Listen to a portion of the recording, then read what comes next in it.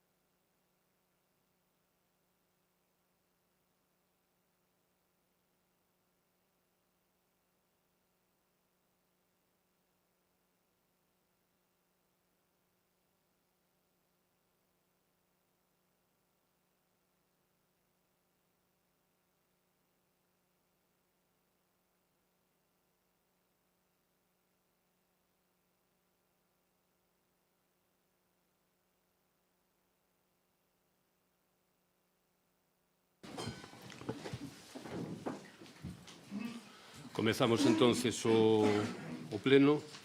Punto primeiro é dar conta ao pleno da Corporación dos decretos ditados pola Alcaldía dende a última sesión plenaria ordinaria. Van desde o 201 ao 495, cun total de 295 decretos aprobados. Pasamos ao punto segundo, que é a dación de conta das actas da Xunta de Goberno Local celebradas nas seguintes datas: 29 do 1 do 26, 5 do 2 do 26, 12 do 2 do 26 e 19 do 2 do 26.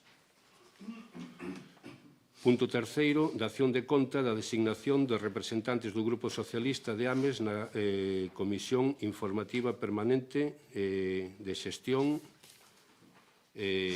Cultural Deportiva e Promoción da Saúde. Dar conta do informe de execución do informe de execución e período medio de pago a proveedores do cuarto trimestre do 2025. Ten a palabra a concelleira de Economía e Facenda. Boa tarde e noite a todos e a todas. Neste cuarto trimestre do 2025, o período medio de pago a proveedores foi de 19,45, cumprindo así o período que como máximo son 30 días. Moi ben, moitas gracias. Pasamos agora ao punto quinto, dación de conta das queixas, suxestións e reclamacións do ano 2025. Ten a palabra a concelleira Ana Paz. Boas tardes a todos e a todas. Hoxe traemos ao pleno dar conta das queixas, suxestións e reclamacións do 2025. En total, 188 entradas por rexistro do Concello de Ames co formulario oficial. Está na páxina 7 de trámites e servizos. Recordar que según van entrando novos trámites, cambia a folla deste formulario. Por departamentos, Administración Xeral 1, Arquivo 1, Atención Cidadá Veciñal 21, Benestar Social 6, Bibliotecas 1, Cultura 14, Deportes,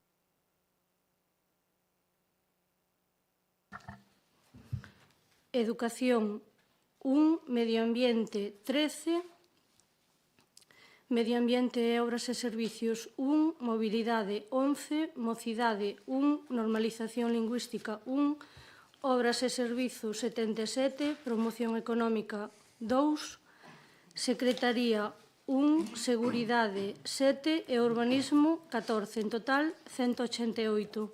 Sin ser entrada por rexistro, temos o correo atencioncidadá@concellodeames.gal, no cal, no 2025, entraron máis de 1.250 correos ca súa correspondente contestación.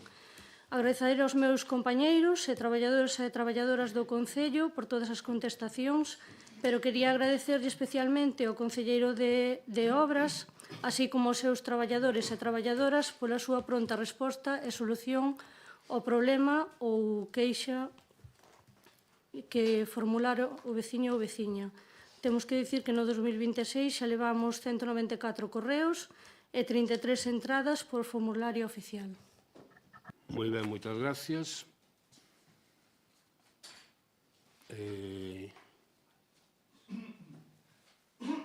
Pasamos agora ao punto sexto, que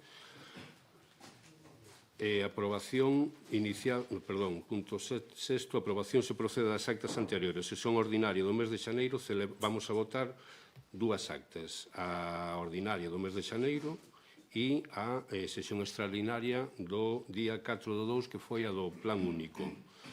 Empezamos votando a do día 26, a do día primeira do ordinario de xaneiro. Votos a favor? Unanimidade, moi ben, moitas gracias. Pasamos agora a votar a da sesión extraordinaria do 4 do 2. Votos a favor? Unanimidade, moitas gracias. E pasamos agora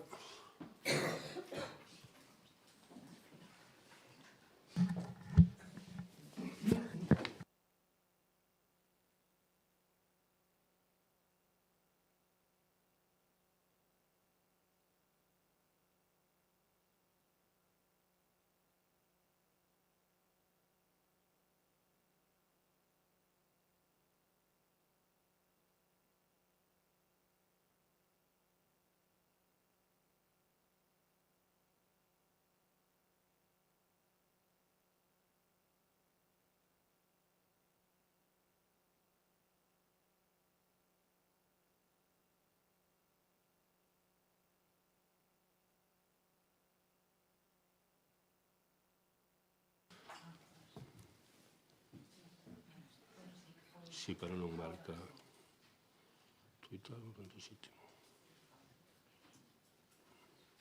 sí, pero non salen aquí, non me marca 4 minutos cando teño que marcar 2. Bueno, vamos a empezar igual. A de parte non está contando. Vale, bueno, vámoslo entendendo, como é novo ainda, difícil. Bueno, vou empezar eu defendendo, lóxicamente, este punto, no que, como saben,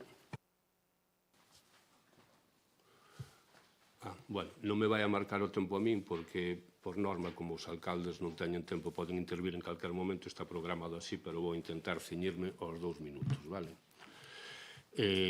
Como saben vostedes, o pasado luns celebramos o pleno onde trouxemos o orzamento municipal, o orzamento do ano 2026, como saben xa, o orzamento conxuntamente do Concello e da EPEL.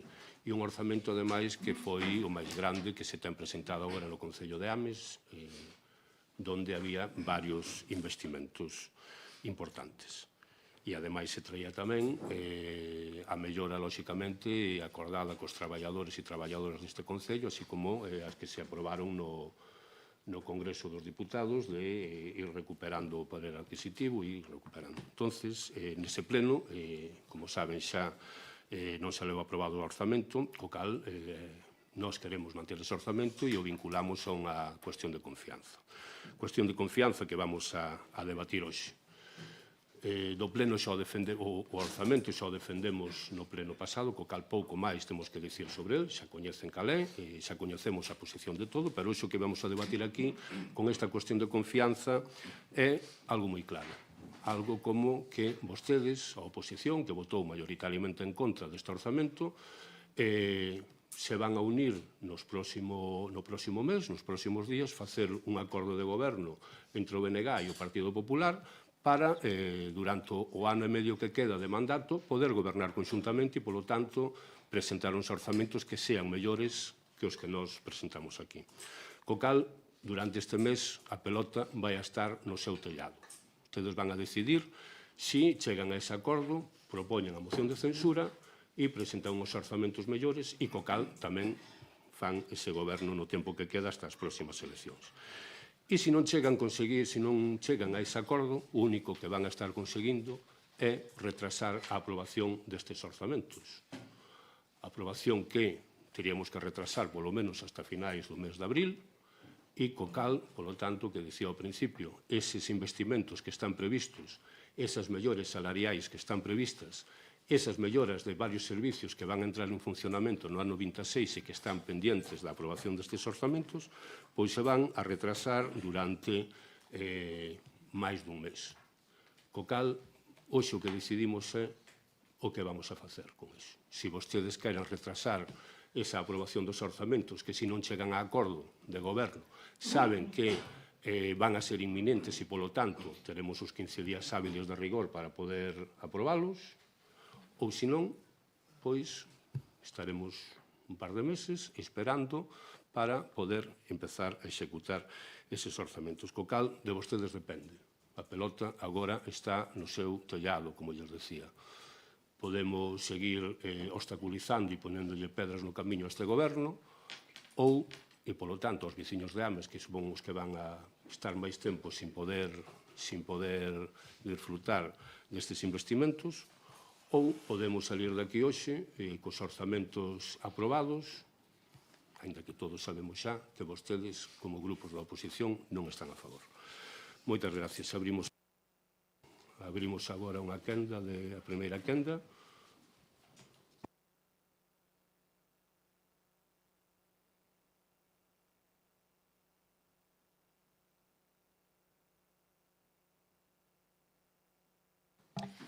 Bueno, costalle nombralo. Boa tarde, noite a todos e a todas. Despois de casi 20 anos, pois hoxe asistimos outra vez á volta do noso Concello a aqueles tempos oscuros nos que pensamos que xa non volverían máis, non? Traen vostedes a este pleno unha cuestión de confianza vinculada exactamente ao mesmo documento que foi rexeitado por toda a oposición fai tan só 3 días. E, por desgraza, non mudou exactamente nada. Nin o documento, nin as formas, nin a vontade de acordo. Miren, a verdade é que a confianza non se somete a votación como un trámite para superar unha derrota política. A confianza, ademais, non se forza. A confianza construíse, e construíse escoitando, negociando e integrando propostas, non ninguneando e presentando un documento pechado para despois pedir respaldo aludindo a esa responsabilidade e cando non lle sai como un quere, pois ante este volvo a culpa á oposición, pero o que ten vostede que entender é que estamos ante un problema que vostedes mesmos crearon pola súa forma de actuar. Un goberno en minoría ten dúas opcións, ou dialoga e integra ou impón como veñen facendo vostedes hasta agora. Pero permítame que lle diga, gobernar, ou polo menos gobernar ben, non é impor. A prepotencia e a arrogancia poden servir para impor, pero non para liderar. Poden servir, como neste caso, para presentar un documento pechado, pero non para construir consensos nin para fortalecer institucións. Sin talante e, sobre todo, sin vontade para escoitar, non hai un goberno posible. Porque, ao entender a política como unha cuestión de imposición, acaban vostedes confundindo a lealdade e a responsabilidade dos outros grupos con que vostedes teñen sempre a razón. E cando non o facemos, pois non estamos ante un problema noso, estamos ante un problema seu, da súa forma de gobernar. Mire, a verdade é que gobernar require xenerosidade política, require entender que non se ten toda a verdade que o Concello é plural. A estabilidade non se construe presionando a oposición nin convertindo un desacordo político nunha cuestión persoal. A estabilidade construíse escoitando e integrando, como dixen antes. O contrario é trasladar a súa responsabilidade aos demais.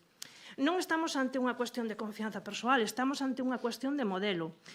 E se nada cambia no documento, se nada cambia nas formas, tampouco pode cambiar o noso voto. E o máis seguro é o que dixo vostede antes. Isto non servirá posiblemente máis que para retrasar a aprobación do seu orzamento. Recorde, o seu, non o orzamento do Concello. Eso non o esqueza. E se iso sucede, pois a verdade é que non será por responsabilidade deste grupo, que realmente este grupo nin pincha nin corta, senón pola insistencia do resto en antepoñer os seus intereses partidistas ao ben común. Porque o ben común exixe pensar nos veciños e veciñas, que é polo que estamos aquí, ou polo menos polo que deberíamos estar.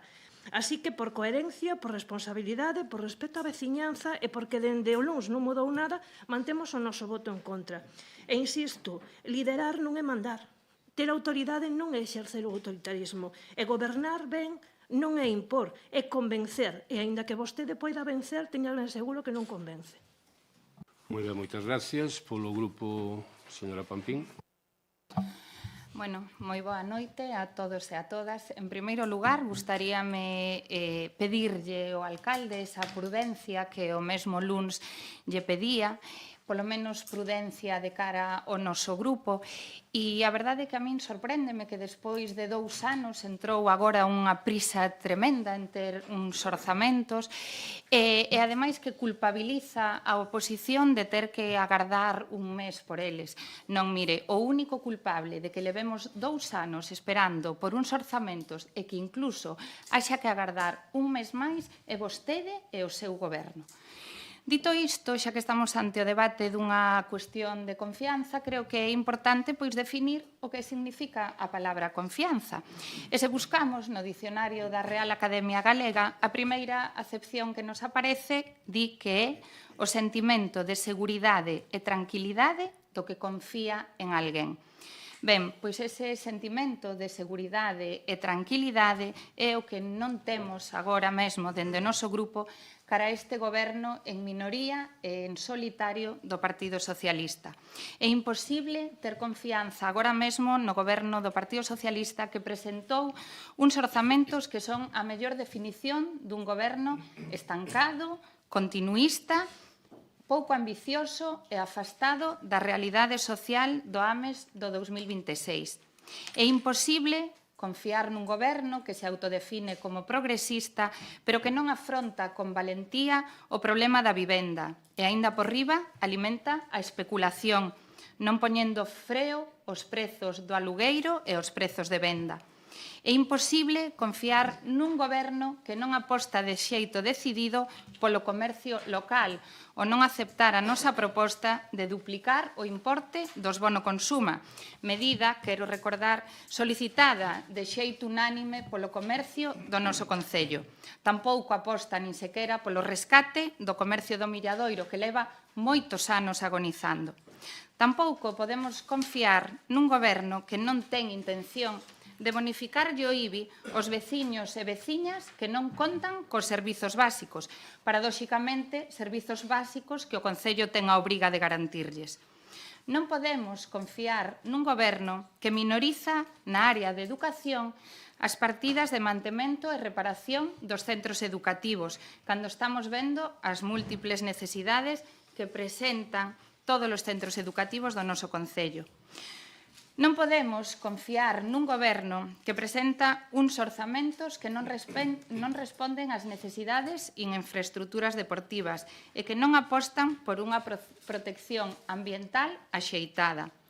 Ao BNG resúltanos imposible confiar nun goberno que só se adica a presumir da cifra dos orzamentos e non de acadar que o noso Concello sexa máis forte, máis solvente e que os recursos se convirtan en servizos públicos permanentes e en políticas progresistas que melloren a vida da maioría social e reduzan as desigualdades. E non podemos confiar nun Partido Socialista co que asinamos un acordo de facilitación de orzamentos no ano 2024 con 10 propostas concretas das que só executaron 4. E agora, no ano 2026, ese mesmo Partido Socialista desbota case todas as feitas para este orzamento do ano 2026, pensadas para mellorar a vida da xente de Ames. A resposta do Partido Socialista ás nosas propostas foi mirar cara a outro lado e seguir coa súa folla de ruta. Pero, sobre todo, a perda de confianza prodúcese no momento en que o señor alcalde, o señor Blas García, decidiu romper todas as pontes co BNG, impedíndonos negociar con quen realmente non está interesado en facelo. Tal e como dixemos o luns, no pleno de orzamentos, gobernar en minoría exixe máis responsabilidade, máis diálogo e máis vontade de consenso. Contrariamente a isto, o alcalde escolleu o camiño da imposición como ingrediente principal deste mandato, o que o levou ao punto no que nos atopamos agora mesmo. Por todo isto, non imos apoiar esta cuestión de confianza, porque a confianza non se impón, gánase.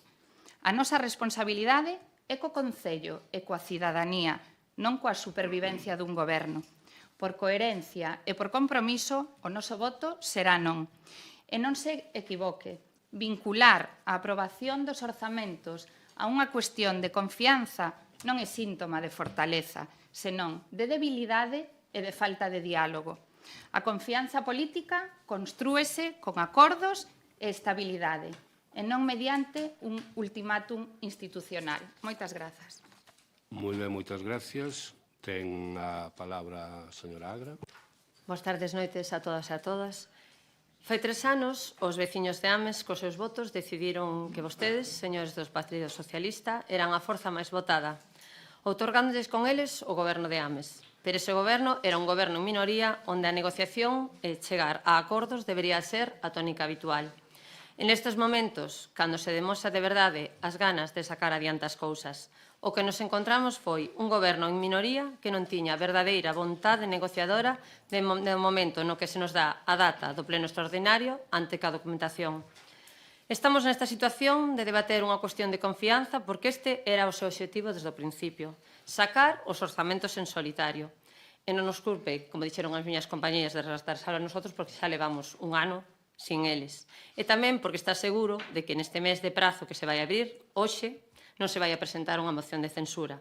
En primeiro lugar, porque, como xa lle dixen no primeiro pleno deste mandato, creemos o Partido Popular firmemente en que os gobernos deben estar encabezados pola forza máis votada. Señor García, foi vostede o que tivo un maior apoio da veciñanza e iso vai acompañado dunha tremenda responsabilidade. Creo que a forza máis votada é a que debe de gobernar, respetando a vontade dos cidadáns e sen recorrer a pactos de despacho en contra das urnas. Comprométese vostede a respetar da mesma maneira os votos dos cidadáns no ano 2027? E, en segundo lugar, porque sabe que o BNG nunca faría alcaldesa a unha candidata do Partido Popular. O noso voto en contra hoxe é un voto en contra duns orzamentos malos para os veciños de Ames, que non contan cunha boa planificación e con recortes de ata un 35% en algo tan fundamental no concello máis novo de Galicia como son os centros educativos. Moitas gracias. Moi ben, moitas gracias. Bueno, nada fora do normal. A verdade é que o que acaban de expoñer é o previsible, o que xa contábamos con elo. Tampouco nada achacable. A min hasta me parece o máis normal desde a súa parte. Estamos en oposición, estamos a un ano e medio das eleccións municipais, co cal é lóxico que tomen esa postura. Por sorte, hai mecanismos para que os veciños e as veciñas de Ames podan disfrutar nos orzamentos e este vai a ser un deles, como decía, a non ser que vostedes cheguen a un acordo de goberno. Falan de autoritarismo, de que gobernamos en solitario, sí, gobernamos en solitario, é certo, e parte da razón de que estemos nesta situación, por exemplo, como a de hoxe, e noutros plenos anteriores, ven dada precisamente por eso. Non porque estemos en solitario, sino porque decidimos que un grupo político en concreto non formara parte do goberno. Daí ese resentimento que 3 anos despois se sigue chegando aquí. Non había vontade política en ningún momento por ningún dos grupos de aprobar eses orzamentos. Porque cando alguén quere aprobar ou colaborar na aprobación e fai unhas propostas, as propostas vense xa que son realistas e que se pode chegar a acordo. Xa lle dixen no pleno anterior que como vamos a chegar a acordo cando se propón, por exemplo, modificar o plan edil. É imposible. É imposible, porque eses 11 millóns de subvención europea xa están vinculados a un proxecto concreto que foi aprobado polo Ministerio e se nos estaba propoñendo por parte do BNG que suprimamos o mercado municipal dese proxecto, que suprimamos algo que ademais eles mesmos apoiaron no seu momento e que forma parte da xenda urbana. Pero como esa outras moitas cousas. Falamos de vivenda cando este goberno é o que fixo a aposta máis clara e decidida neste último mandato, por facer vivenda pública. E aí está o acordo que se chegou á Xunta de Galicia onde se cedereron 6 parcelas e van a facer máis de 200 vivendas no Milladoiro. E onte mesmo, nunha xuntanza co presidente da Xunta, chegábamos ao acordo e o compromiso do presidente de seguir facendo vivenda en Bertamirás, neste caso. Vivenda, ademais, que vai axudar ás persoas maiores que viven solas. Pero aquí collemos o mantra de que non se fai nada pola vivenda ou de que agora estamos especulando e, pois é así. porque a alguén lle interesa que sexa así. Nós non vamos a entrar nesas discusións, nin neses debates que consideramos que son estériles. Nós vamos a seguir traballando, porque, como dicía a portavoz do Partido Popular, fomos a forza máis votada e, polo tanto, somos a forza que escolleron os cidadáns de Amos para gobernar. E vamos a gobernar, porque cando alixen a un para gobernar, gobernar requiere tomar decisións que non van a gustarlle a todo o mundo, e moito menos a oposición, está claro. Pero tamén lle vou a recordar unha cousa. Cando falan de autoritarismo, este goberno en minoría e en solitario é a primeiro punto nas partes resolutivas que se votan aquí, dos puntos que se traen a debatir a este Concello, despois de casi 3 anos, é o primeiro punto que non sacamos adiante. O primeiro, este goberno tan autoritario. Porque este goberno tan autoritario, ou este alcalde tan autoritario, tuvemos a capacidade de chegar a acordos cos grupos desta corporación. Con uns e con outros, máis con outros que con uns, tamén é certo. Porque tamén se ve despois quen ten interés de verdad en que este Concello funcione. Pero é o primeiro punto. Onde está o autoritarismo despois de 3 anos? Cando sacamos todos os puntos adiante. Onde está? Aquí aprobáronse cousas que facía anos que non se traían este pleno por medo. Houve concelleiros nesta corporación que por medo non trouxeron puntos a este pleno. E nós, este goberno en solitario, en minoría, sí os trouxo. E sacámolos adiante. Entonces, eu creo que hai certos argumentos que caen polo seu propio peso. Pero, bueno, como lle dicía, entendo que fagan isto. Estamos a un ano das eleccións, a un ano e medio, e é lógico que decidan que estes orzamentos non salan adiante, porque igual o que lle interesa é que o Concello non teña orzamentos e non podamos facer todos os investimentos que van aí. Abrimos unha segunda quenda. Señora Feijóo. Simplemente decirlle que, como dixen na miña primeira intervención, a confianza non se impón, a confianza tramállase, e para iso é necesario escoitar, negociar e integrar algo que vostede parece que non sabe o que é. Como dixemos no pleno do LUNS, este orzamento para nós é un orzamento continuista, irrealizable, con cifras totalmente irreales, un orzamento, ademais, pensamos que ten que ser un documento plural, onde se integren todas as vontades, cousa que este documento non fai. Polo tanto, insisto que se está nesta situación non é máis que pola súa culpa. Tanto victimismo pola súa parte, a verdade é que non lle queda alá moi ben. E a verdade ten razón, dende fai moito tempo este é o primeiro punto que non sai adiante, pero quizáis tamén é porque é o primeiro punto que trae de calado, porque o resto son de puro trámite. Señora Pampín. Bueno, a mí gustaríame preguntarlle se no 2027 tamén son eleccións para vostedes, porque parece que só son eleccións para os grupos da oposición, non? Entendo que tamén na decisión de vincular estes orzamentos a unha cuestión de confianza tamén haberá algo de estrategia política, porque o que non lle permito é que diga que por parte, polo menos do noso grupo, non había vontade de negociar, porque lle podo asegurar que a había. Os que non tiñan vontade de negociar son as persoas que nos responden ás nosas propostas non aceptando ningunha das que lles insta a eles directamente. Entón, con respecto ao meu grupo, non lle vou a consentir que diga eso. Resentemento, que votamos en contra dos orzamentos por resentemento, pero se facilitamos os orzamentos no ano 2024, por certo, no mesmo mes que estamos hoxe, no mes de febreiro, despois de quedar fora dun goberno, onde está o resentemento do BNG? Recorda, cando facilitamos o orzamento no ano 2024 a cambio de 10 propostas que non cumpliron? Creo que o recorda, verdad? Hai que ter memoria e non facernos trampas a nós mesmos, como di vostede. E, efectivamente, como di a miña compañeira Luisa, é o primeiro punto que non sai adiante, curiosamente é o punto máis importante, e nos restos dos puntos que se traen, que non teñen o calado que deberan de ter moitos deles, votamos a favor por responsabilidade. E esa mesma responsabilidade é a que nos fai votar en contra desta cuestión de confianza. Moitas grazas. Moi ben, moitas gracias, señora Agra. Pois a min gustaríame que me contestara se no ano 2027, xa que estamos falando aquí todos de eleccións, o que xa lle dixen, se se compromete vostede a respetar da mesma maneira que respetamos nós, os votos dos cidadáns no 2027. Moi ben, moitas gracias. No 2027 non sei se chegarei alá, nin se serei candidato, a mellor. Usted asegúrame que vai a ser candidato no 2027? Alguén dos que está aquí non me pode asegurar se vai a ser candidato ou candidata no 2027? Non me pode asegurar. Co cal, eu non sei o que vou a facer para alá. Non o sei. sinceramente yo digo, non o sei. Usted sabe cal é o posicionamento do Partido Socialista ou foi nos últimos anos, verdad? O coñece perfectamente cal foi. Pois seguirase mantendo porque nós, ademais, esa decisión non a tomo eu. Nós temos un grupo e hai un partido que decidirá o que pase naquele momento, pero, bueno, seguramente non cheguemos a esa situación xa. Igual xa sabe o que pode pasar.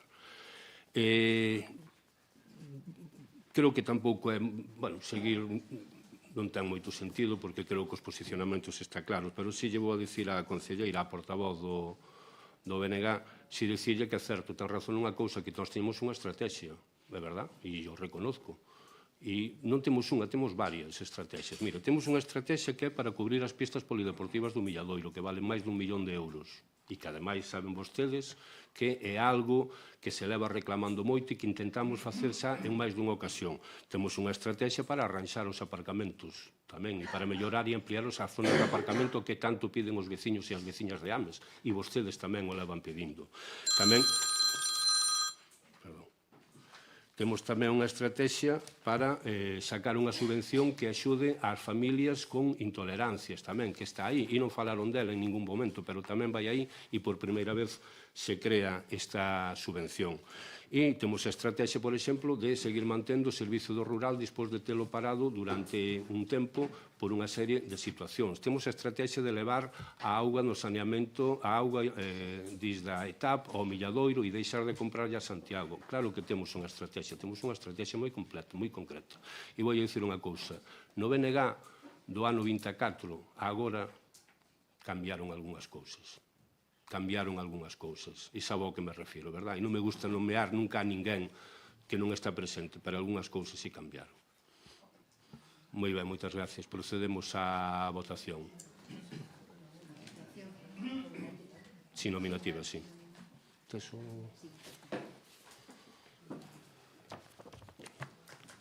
Empezamos a votación. Oliva Agra Costolla. En contra. Javier Antelo Seoane. A favor. Pablo Beiroa Pampín. En contra. María Belén Castro Montenegro. En contra. Ana María Coto Souto. En contra. Alexandre Espinosa Menor. En contra. Luisa Feijó Montero. En contra. Víctor Manuel Fernández Prieto. A favor. Uxía García Otero. A favor. Carlos García Vieito. En contra. Natividad González López. En contra. Mercedes Martínez Carballeira. En contra. Beatriz Martínez Domínguez. A favor. Roberto Martínez Viaño. En contra. Gustavo Enrique Nieto Santiago. A favor. José Ramón Oulego Herroz. En contra. Escarlata Pampín López. En contra. Ana Belén Paz García. A favor. Rosalía Seijas Tuñas. En contra. Susana Señoril Rodríguez. A favor. E agora se leo o presidente por último, non? José Blas García Piñeiro. A favor. Entonces o resultado, creo que está claro. A favor o Grupo Socialista, en contra o resto dos grupos, col cal non prospera a moción de confianza e non sei se empeza mañán. A partir de mañán se empezan a contar 30 días naturais, un mes, e unha vez que remate ese mes, se fará a exposición pública e habrá 15 días hábiles para presentar alegacións aos orzamentos. Moi ben, moitas gracias. Pasamos agora ao punto 8º, que é aprobación inicial da modificación da ordenanza fiscal número 2.4, reguladora do imposto sobre construcións, instalacións e obras. O ICIO. Ausento un momento, queda Susana de presidente.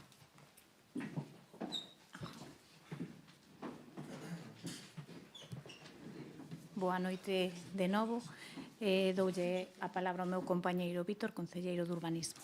Sí, moi boa tarde, noites a todos e a todas. Ben, a proposta de modificación da ordenanza fiscal reguladora do ICIO ben motivada pola experiencia acumulada na xestión diaria deste imposto nos últimos anos, que aconsellan contar con un novo texto que actualice e sistematice o seu contido coa finalidade de facilitar tanto a súa aplicación práctica como reforzar a seguridade xurídica tanto para a Administración como para as persoas contribuintes. Neste sentido, modifícase o texto introducindo 4 novidades consistentes. En primeiro lugar, implantar un novo sistema de autoliquidación para as obras sometidas a réxime de comunicación previa en sustitución do sistema vixente hasta agora de liquidación provisional. En segundo lugar, clarifícase os prazos para solicitar as bonificacións previstas na ordenanza, establecendo prazos certos e determinados, introducindo así maior seguridade xurídica. En terceiro lugar, regúlanse expresamente a prelación nos supostos de concorrencia e suxeitos pasivos, sustitutos do contribuinte de conformidade coa normativa reguladora de imposto. En cuarto lugar, actualízase os módulos e os impostos para a determinación da base imponible que non foron revisados desde o ano 2012 co obxecto de garantizar neste sentido unha valoración obxectiva e acorde cos custos reais de execución material das obras. En definitiva, preséntase unha modificación que permite dispor dunha norma máis coherente e adaptada ao marco legal vixente. Neste sentido, sométese esta aprobación desta modificación ao Pleno. Moi ben, moitas gracias. Ten a palabra a concelleira do Espazo Común, Luísa Feijóo. Bueno, estamos totalmente de acordo que unha ordenanza ten que ser un documento vivo que se vaya modificando según as necesidades e sempre ca intención de mellorar e facilitar. Na modificación desta ordenanza, como ben dixo o concelleiro, inclúense melloras que sin duda facilitarán a súa tramitación e, sobre todo, significan melloras de cara ao suxeito pasivo, como son a implantación do sistema de autoliquidación, a clarificación dos prazos para a solicitude das bonificacións, a regulación expresa da prelación nos supostos de concurrencia de suxeitos pasivos ou a eliminación da referencia obligatoria ao proxecto visado. Pero tamén incluye unha actualización dos módulos e dos seus importes para a determinación da base imponible, que non o digo eu, senón que está refletido no informe de tesorería, supoñen un incremento medio do precio dos módulos de alrededor dun 200%. Polo que si ben é certo que non se modificaron desde 2012, tamén non é menos certo que os contribuintes non teñen culpa deso e que se podería facer unha adecuación progresiva e non toda de golpe. Dito isto, entendemos que esta modificación do prezo dos módulos supón un aumento grande da presión fiscal, algo co que non podemos estar de acordo, polo cual anunciamos o noso voto en contra desta modificación tal e como se plantexa. Moi ben, moitas gracias. Señora Seijas. Boa tarde, noite a todos e todas. E hoxe, se mo permiten, ao público, que é bastante abundante desa cousa que me alegra. Ben, pois como explicaron os compañeiros que me preceden, hoxe traxe a este pleno unha modificación da ordenanza que regula o ICI.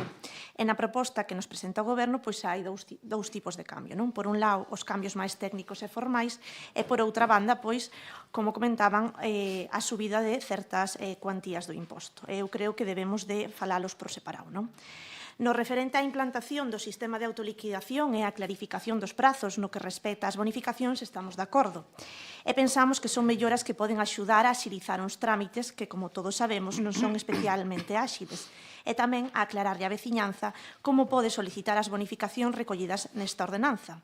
Do mesmo xeito, recóllese a modificación no artigo 4 no referente ao sustituto do contribuinte, unha figura que responde a unha situación moi habitual, que a obra non a realice directamente a persoa contribuinte.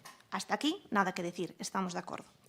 Pero, por outra banda, propoñen unha actualización do módulo para a determinación da base impoñible conforme, según di no informe, á variación do IPC. É dicir, dito dun modo máis sinxelo, unha suba do imposto. É unha suba non de todo pequena en algúns casos. Vou poñer 3 exemplos. Unha persoa que antes pagaba 5,12 euros por metro cadrado por facer unha solaina, coa proposta que vostedes traen hoxe pasa a pagar 132,27. É dicir, unha suba nada máis e nada menos que de 127,15 euros metro cadrado. Quen antes facía un muro de formigón e pagaba 67,86 euros por metro cadrado, agora pasa a pagar 206,81. Unha suba nada máis e nada menos que de 138,95. E, finalmente, un galpón, unha figura moi típica na cultura galega, pois pasaría a pagar 327,32 euros metro cadrado, 159,99 euros máis por metro cadrado. Entón, eu teño varias dúbidas. Segundo informan, isto é para actualizar as tarifas conforme ao IPC respecto de 2012. Sen embargo, se realizamos un análise máis polo miúdo, non a todas as situacións se lle aplica a mesma suba porcentual. Porque, segundo eu entendo, se estamos facendo unha actualización conforme ao IPC, o normal sería que, se o IPC, por exemplo, xaneiro de 2012 era X e agora é Y, pois deberíamos de subir un porcentaxe desa variación a todas as cuantías por igual, non do xeito no que se fai. E todo isto nun contexto no que construir ou rehabilitar unha vivenda xa é bastante caro. É dicir, hoxe propónse aquí ainda incrementar o prezo que lle implica pois, a xente que quere vivir en Ames o prezo. Non? Outro punto que nos parece clave é o seguinte. Se a día de hoxe non somos capaces de recaudar polo ICIO o que vostedes mesmos estiman, que sentido ten subilo?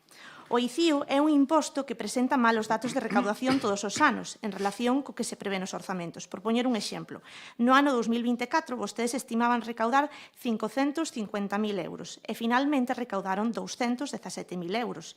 É dicir, que máis da metade quedou sen recaudar.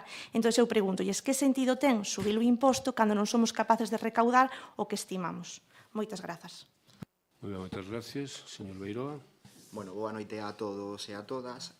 Como xa comentaron os compañeiros, hoxe o que ven a pleno é unha modificación da ordenanza do ICIO, do Imposto sobre Construcións, Instalacións e Obras, e ten dous tipos de modificacións. Por un lado, unhas de carácter máis técnico que afectan a xestión e a liquidación do imposto, e por outro lado, en canto á determinación da base impoñible. En canto á determinación da base impoñible, empezando polo final, levase a cabo unha actualización dos módulos do imposto para a determinación da base. Como decía o concelleiro de Urbanismo, levan dende o ano 2012 sen actualizarse e xa toca que 14 anos despois se adecúen á realidade dos prezos do mercado da construción. En segundo lugar, nas modificacións que se fan en canto á xestión do imposto e das bonificacións que se contemplan en el, chámanos a atención que, aproveitando esta modificación da ordenanza, non se trouxese ningunha modificación das bonificacións que se regulan na ordenanza. Como sabemos, a Lei de Facendas Locais contempla unha serie de bonificacións que son potestativas para os concellos e son os concellos os que, mediante ordenanza, deben de regular este tipo de bonificacións. E hai dúas que me chaman moito a atención, a este grupo que lle chama moito a atención. En primeiro lugar, son as bonificacións, a cuantía de bonificación relativa ás actuacións de construción, instalacións e obras que se fan nas vivendas que teñen algún tipo de protección oficial, máis a vida conta de todo o auxe, como decía anteriormente o alcalde no punto anterior, que está facendo a Xunta de Galicia coa construción de vivenda pública no noso concello, creemos que sería unha boa oportunidade para modificar esta bonificación e subila ao máximo que permite a Lei de Facendas Locais. Na ordenanza síguese mantendo o 30%, que era o que viña xa na ordenanza anterior, e a lei permite subila ata o 50%. Creemos que esta era unha medida que se podía aproveitar nesta ocasión e non se fixo. Outra cuestión que tamén nos chama a atención en relación ás obras de accesibilidade nas vivendas e nas construcións. Como sabemos, a Lei de Facendas Locais permite bonificar ata o 90% do custe da obra que se vai a facer nesta tendente a este fin de fomentar e facilitar a accesibilidade das persoas, e a ordenanza sigue sendo bastante escasa, limítase a bonificar solamente un 30%. Creemos que ese 60% a maiores que se podería bonificar era agora o momento de traelo, se o goberno tivese esa intención de apoiar a accesibilidade e a vivenda pública, e votamos en falta esa cuestión. Outra cuestión que tamén votamos en falta nesta ordenanza, non tanto en canto a esta ordenanza, sino para ordenanzas e para a xestión da tramitación dos impostos municipais, como podan ser a liquidación de tasas, dende o Partido Popular gustaríanos que por parte do Goberno se traballase en posibilitar que a liquidación ou autoliquidación dos impostos e das distintas tasas municipais se puidese facer de xeito telemático. Dende o ano 2015 a Administración supuxo un paso importante en canto a digitalización e a facilitación dos trámites, evitando os desplazamentos innecesarios dos administrados hacia as administracións, e para a liquidación de impostos seguimos como no século pasado e teñen que vir ao propio Concello a buscar a carta de pago para poder facer efectivo o pagamento dos distintos impostos e das distintas liquidacións. Por lo tanto, deixamos aquí este recado para o Goberno para que en vindeiras ocasións poida traballar nese sentido. Moitas gracias. Moi ben, moitas gracias. Ten a palabra o concelleiro, señor... Sí, bueno, empezando por lo final, sí, efectivamente, comparto, bueno, que dixo aquí por parte do Grupo Popular de que avanzar na mellora administración electrónica. É certo que se é unha mellora para os veciños e de cara ao servizo tamén contribuiría dunha forma moi decisiva ao feito de agilizar toda a tramitación. Traballaremos neso, porque si coincidimos nesa cuestión.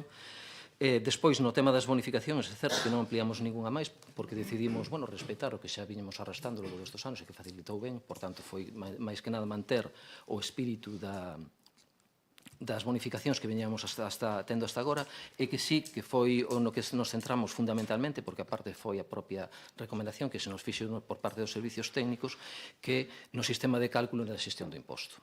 Por que digo isto? Porque incluso desde aquí, que se diz tanto por parte do espazo común como se diz por parte do BNG, que estamos aumentando a base impoñible para que pode ter un efecto de recaudatorio a maiores, non é así. Simplemente o que estamos facendo é manter o espírito de xestión que establece a Lei de Facendas Locais respecto da xestión deste imposto. Porque o que establece legalmente é que o imposto do ICIO ten que responder ao custe real e material de execución. E os módulos que viñan arrastrándose desde o ano 2012 non responden a ese módulo de exemplo ou de referencia que poda ser aplicable. De feito, o que estaba sucedendo agora que por parte do Departamento se estaban revisando moitos, porque non se axustan á realidade, e moitas veces esos módulos xa non se utilizaban porque estaban xa fora de mercado. Por tanto, hai que recordar que a propia Lei de Facendas Locais nos establece ese mandato e, ademais, establece que, unha vez finalizada a construción, é obrigatorio que, por parte do Concello, se faga esa revisión administrativa da base impoñible para axustar o gasto real.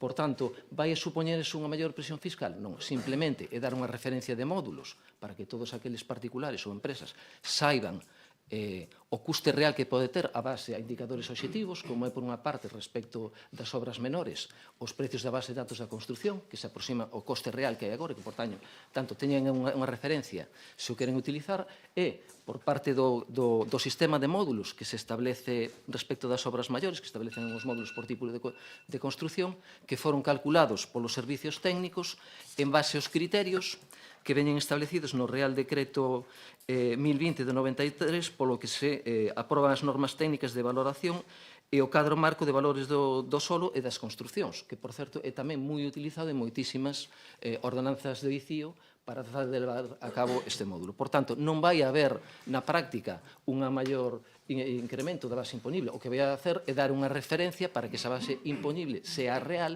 e, por tanto, facilite particulares e a xestión do Concello a mellor xestión deste imposto. E simplemente, bueno, para indicalo, sí, respecto á actualización da IPC, non se actualiza o IPC, actualízase o módulo. O que se fai unha referencia nas obras maiores de cara a anos vindeiros, que estes módulos se actualicen co IPC precisamente para que manteñan o tempo na súa vixencia e non aconteza como hasta agora, que temos uns módulos do 2012 totalmente desfasados e que nos iban a obrigar prácticamente a modificar os módulos da ordenanza fiscal todos os anos para manterla xubicada. Nada máis. Moi ben, moitas gracias. Abrimos unha segunda quenda. Señora Feijóo. Bueno, simplemente decir que, como comentei antes, deberíamos debatir as modificacións técnicas e as actualizacións dos módulos por separado e, polo que pon o informe, se incrementa o precio medio dos módulos alrededor dun 200%. Como dixen antes, aínda que non se modificaran desde 2012, tamén non é menos certo que os contribuintes non teñen a culpa deso e que a adecuación debería ser progresiva e non de golpe. E volvo a decir, se o que pretenden con esta medida é recaudar máis, aínda que vostede diga o contrario, pois quizáis ao millor lles compense máis facer máis inspección e non subir tanto o precio dos módulos. Moi ben, moitas gracias. Señora Seixas. Sí, bueno, comentar respecto ao que dixo o concelleiro, que, a ver, ao mellor eu non entendo ben, non, como se calcula o imposto, pero vou a darlle lectura ao artigo 6, que di que a cuota do imposto será o resultado de aplicar a base impoñible o tipo de gravamen do 2,5. E, como explicou o concelleiro, estes módulos que se suben se usan, se queren, os contribuintes para calcular esa base, o sea, para facer este cálculo. Entonces, sí que implica unha suba, porque o que antes era menor, agora, ao aplicar o 2,5 é maior, o que o resultado é maior. Non sei se me explico, pero, bueno, de todas formas, así como dato, dende que eu sí que mirei, o INE di que dende xaneiro de 2012 a xaneiro de 2026 incrementouse o IPC en un 31,6%. E como din no informe, aquí hai módulos que se incrementan un 200%. Entonces, eu o que me gustaría que me explicase o concelleiro é por que hai, por exemplo, demolición de muros de formigón, que na máis se suben 17,61, e hai outros que se suben as cantidades que dixen antes, é o que a min non me acaba de quedar claro. E repito, creo que o que deberíamos de traballar é en intentar recaudar o que prevemos que se vai a recaudar, e unha vez que consigamos nós facer as cousas de forma eficiente, si eso, subir os módulos. Grazas. Moi ben, moitas gracias, señor Beiroa. Sí, bueno, boa noite outra vez. Na liña do anterior, coincidir que non vai a supoñer esta subida, esta modificación da ordenanza, unha subida real para os veciños, como dixo o concelleiro, porque a determinación da base imponible sigue sendo o custe real da obra. É dicir, se se presenta un proxecto para obter unha licencia urbanística no Concello cun orzamento de execución material de 100.000 euros, supoñamos, a base imponible é 100.000 euros, non son os módulos. Os módulos acudiríase a eles no caso de que se comprobe por parte da Administración esa cuantía do orzamento de execución material, porque se ten detectado, como así o dixo o concelleiro, nesta Administración e noutras Administracións, que por parte de particulares a veces se pon un orzamento de execución material que non coincide co custe real da obra. Por eso, os módulos que se prevén na ordenanza son a efectos de realizar comprobacións sobre a realidade das obras que se materializaron. Despois, agradecer o que dixo o concelleiro de que se vai a traballar nesa facilidade, nesa maior cercanía da Administración ao cidadán para que non teña que desplazarse para facer trámites necesarios e se vai a apostar pola Administración electrónica e deixar ese recado para que en vindeiras ocasións se traballe nunha maior cuantía de bonificación nestes puntos que refería, tanto na vivenda pública como na accesibilidade. Moitas gracias. Moi ben, moitas gracias. Ten a palabra o concelleiro, señor. Sí, simplemente, bueno, tamén incidir novamente no anterior, a ver se consigo explicarme un pouco mellor. Vamos a ver, non é que os módulos, é certo que aquí polas referencias se pode decir que se incrementa un 200%, pero que non se estaba liquidando polo módulo de 2012. Estábese os cálculos que están facendo polos servicios administrativos e comprobando que os precios que se presentan son os de agora. Eso que supoñía moitísima carga administrativa de traballo, porque había que estar recalculándolos todos. É dicir, non é que liquidáramos por unha cantidad de 2012 e que ahora vayamos a liquidar por unha cantidad de 200 veces maior. E que obrigaba esos módulos tan desfasados, obriga moitas veces a facer, o decir moi ben o concelleiro, un recálculo constante por parte dos servicios administrativos de urbanismo e que, por tanto, unha carga inxente de traballo. Pero eso non se traducía nunha menor recaudación que ahora vayamos a ter máis. Simplemente é o cálculo que hai. E máis, se quixéramos aumentar a presión fiscal e recaudar máis, modificaríamos o tipo impositivo.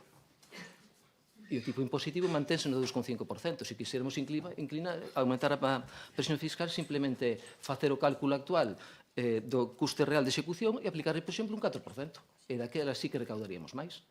Pero agora simplemente é dar visos de realidade a que está sendo xa unha realidade e, por tanto, modificar a ordenanza nesos termos.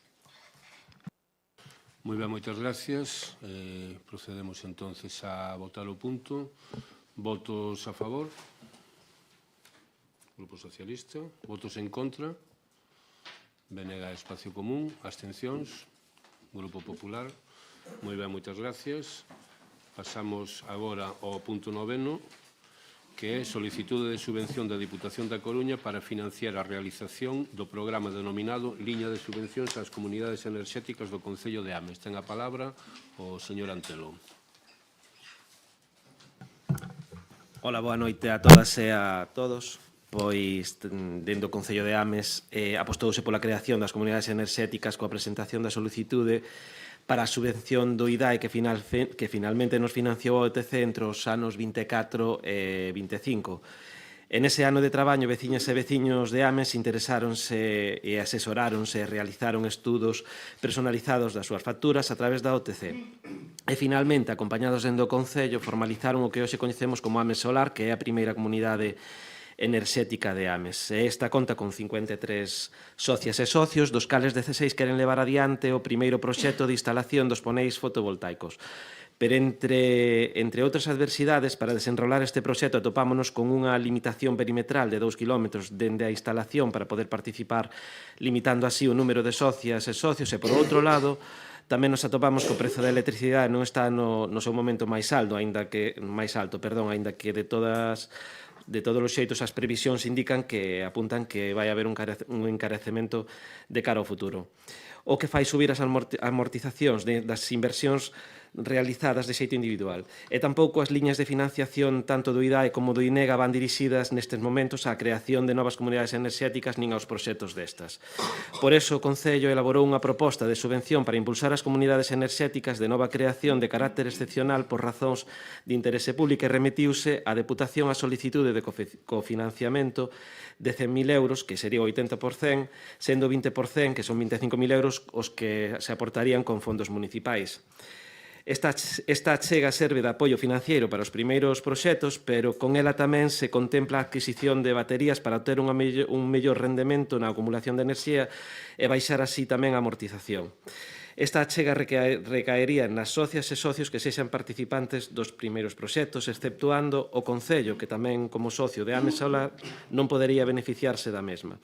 En base a isto, propónse a aprobación plenaria da presentación da solicitude da subvención nominativa de 100.000 euros á Deputación da Coruña e, por outro lado, declarar a excepcionalidade e singularidade e o carácter de experiencia piloto para a transición da enerxética local. Moitas gracias. Ten a palabra a señora Feijóo.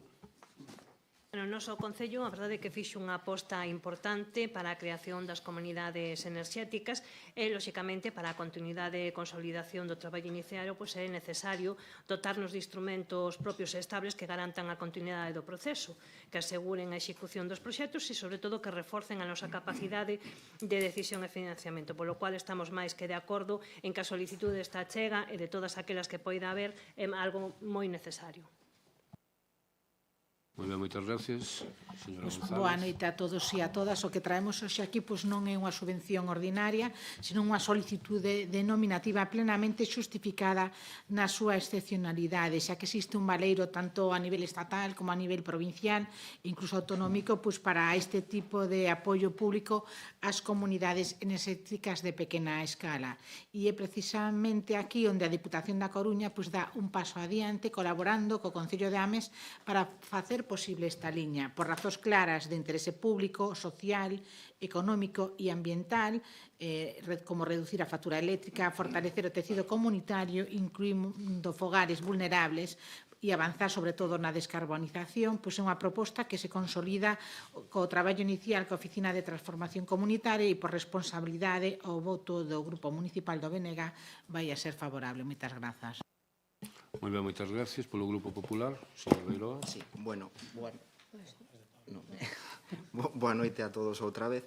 O que ven hoxe a pleno, como xa se dixo, é a solicitude dunha subvención nominativa á Deputación para poder seguir traballando dende o Concello de Ames nas comunidades enerxéticas. Nos, a diferencia de outros grupos, sempre defendimos que en determinadas situacións de excepcionalidade, de singularidade e de interese público, pois se debe de acudir ás subvencións nominativas sen medo ningún. Outros gobernos e outros grupos políticos parece que teñen un certo recelo a conceder subvencións nominativas a determinadas entidades que fan labores importantes no Concello que teñen un interese público máis que acreditado. Nos sempre estivemos a favor. Centrándome no punto, como decía, apostar 100% dende o Partido Popular por as comunidades enerxéticas e apoiar a solicitude desta subvención. Mais nada, moitas gracias. Moi ben, moitas gracias. Señor Antelo.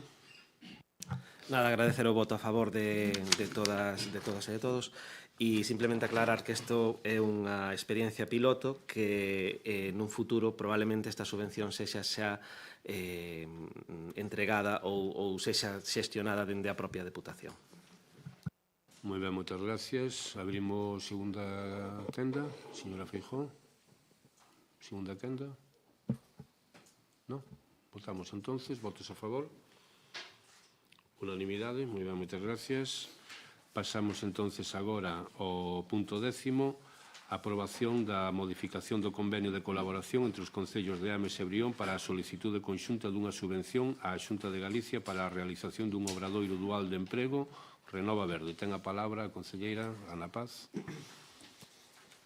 Boas tardes outra vez de novo. O pasado 23 de decembro de 2025 aséñase o decreto de alcaldía número 4031/2025 para a solicitude conxunta dunha subvención á Xunta de Galicia para a realización do proxecto de obradoiro de emprego denominado Renova Verde, a realizar conxuntamente co Concello de Brión e o convenio de colaboración entre os dous concellos de Ames e Brión para esta solicitude conxunta, presentándose no rexistro a solicitude de axuda o día 23 de decembro de 2025, posto que polos prazos que se manexaban non foi posible aprobar dito convenio no pleno de decembro. Posteriormente, o 29 de xaneiro de 2026, recíbese requerimento do Servicio de Formación e Cualificación para o Emprego a efectos de subsanar e complementar determinada documentación da solicitude realizada.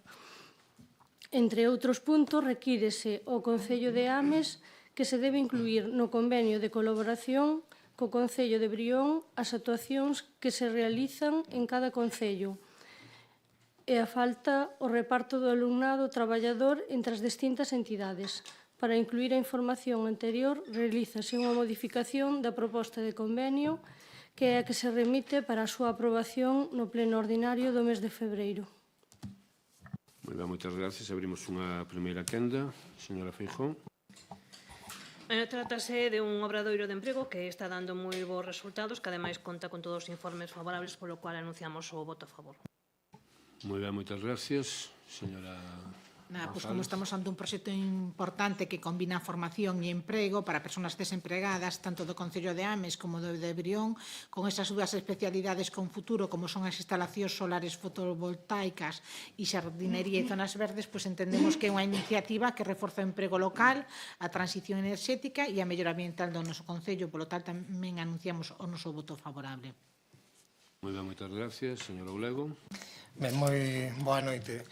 Pois hoxe traemos aquí a modificación deste convenio, que é un instrumento de colaboración entre administracións para poder acceder a esta subvención da Xunta de Galicia para desenvolver este obradoiro dual de emprego que, como ben se dixo, ven funcionando francamente ben. Entón, pois, contar, desde logo, con o noso apoio e agradecer a forte aposta da Xunta de Galicia pola creación de emprego local. Nada máis, moitas gracias. Moi ben, moitas gracias. Señora Paz. Agradecer o voto favorable, como decía o concelleiro Oulego, agradecer á Consellería de Promoción de Emprego e Igualdade que siga sacando estas subvención para poder axudar aos nosos veciños e veciñas. Moi ben, moitas gracias. Segunda quenda. Votamos. Votos a favor. Unanimidade. Moi ben, moitas gracias.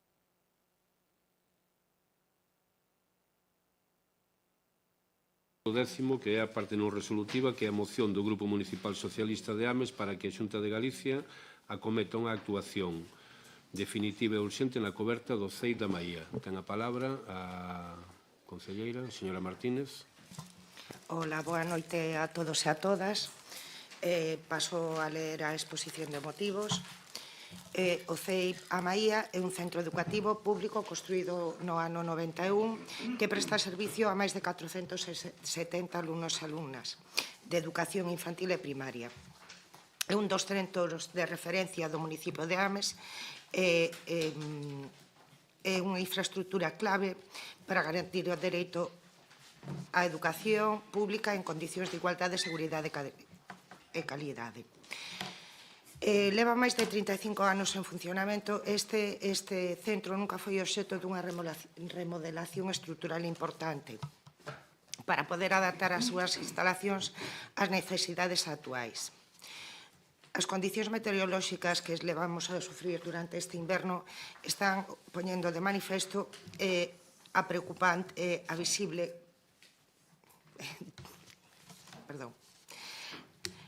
un problema que se ven repetindo nos últimos anos, o esgotamento da vida útil da cuberta do centro educativo. Esta situación está a provocar numerosas filtracións de aguas en diferentes espazos do colexio, tanto no edificio de educación infantil como de primaria, afectando aulas, corredores e zonas comuns. Estas deficiencias están a condicionar gravemente o normal desenvolvemento da actividade educativa, obrigando en ocasiones a adoptar medidas provisorias. a reorganizar espacios e a realizar actuacións de urxencia que non solucionan o problema de fondo. Ademais, dificultan o correcto mantenimento das instalacións e xeran un deterioro progresivo do edificio. O máis grave é que esta situación supón un risco evidente para a saúde, a seguridade e a integridade física tanto do alumnado como do personal docente e non docente, que desenvolve o seu labor a diario no centro.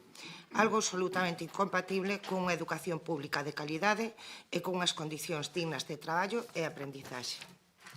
Compre lembrar que, de acordo coa normativa vixente, a competencia en materia de construción, reforma e renovación estrutural dos centros educativos públicos corresponde á Xunta de Galicia. Se ben é certo que nos últimos anos a Administración Autonómica ven realizando investimentos en infraestructuras educativas, tamén é que moitos deles foron posibles grazas á presión institucional e ás reiteradas demandas formuladas dende o Concello de Ames, tanto pola actual corporación como por anteriores.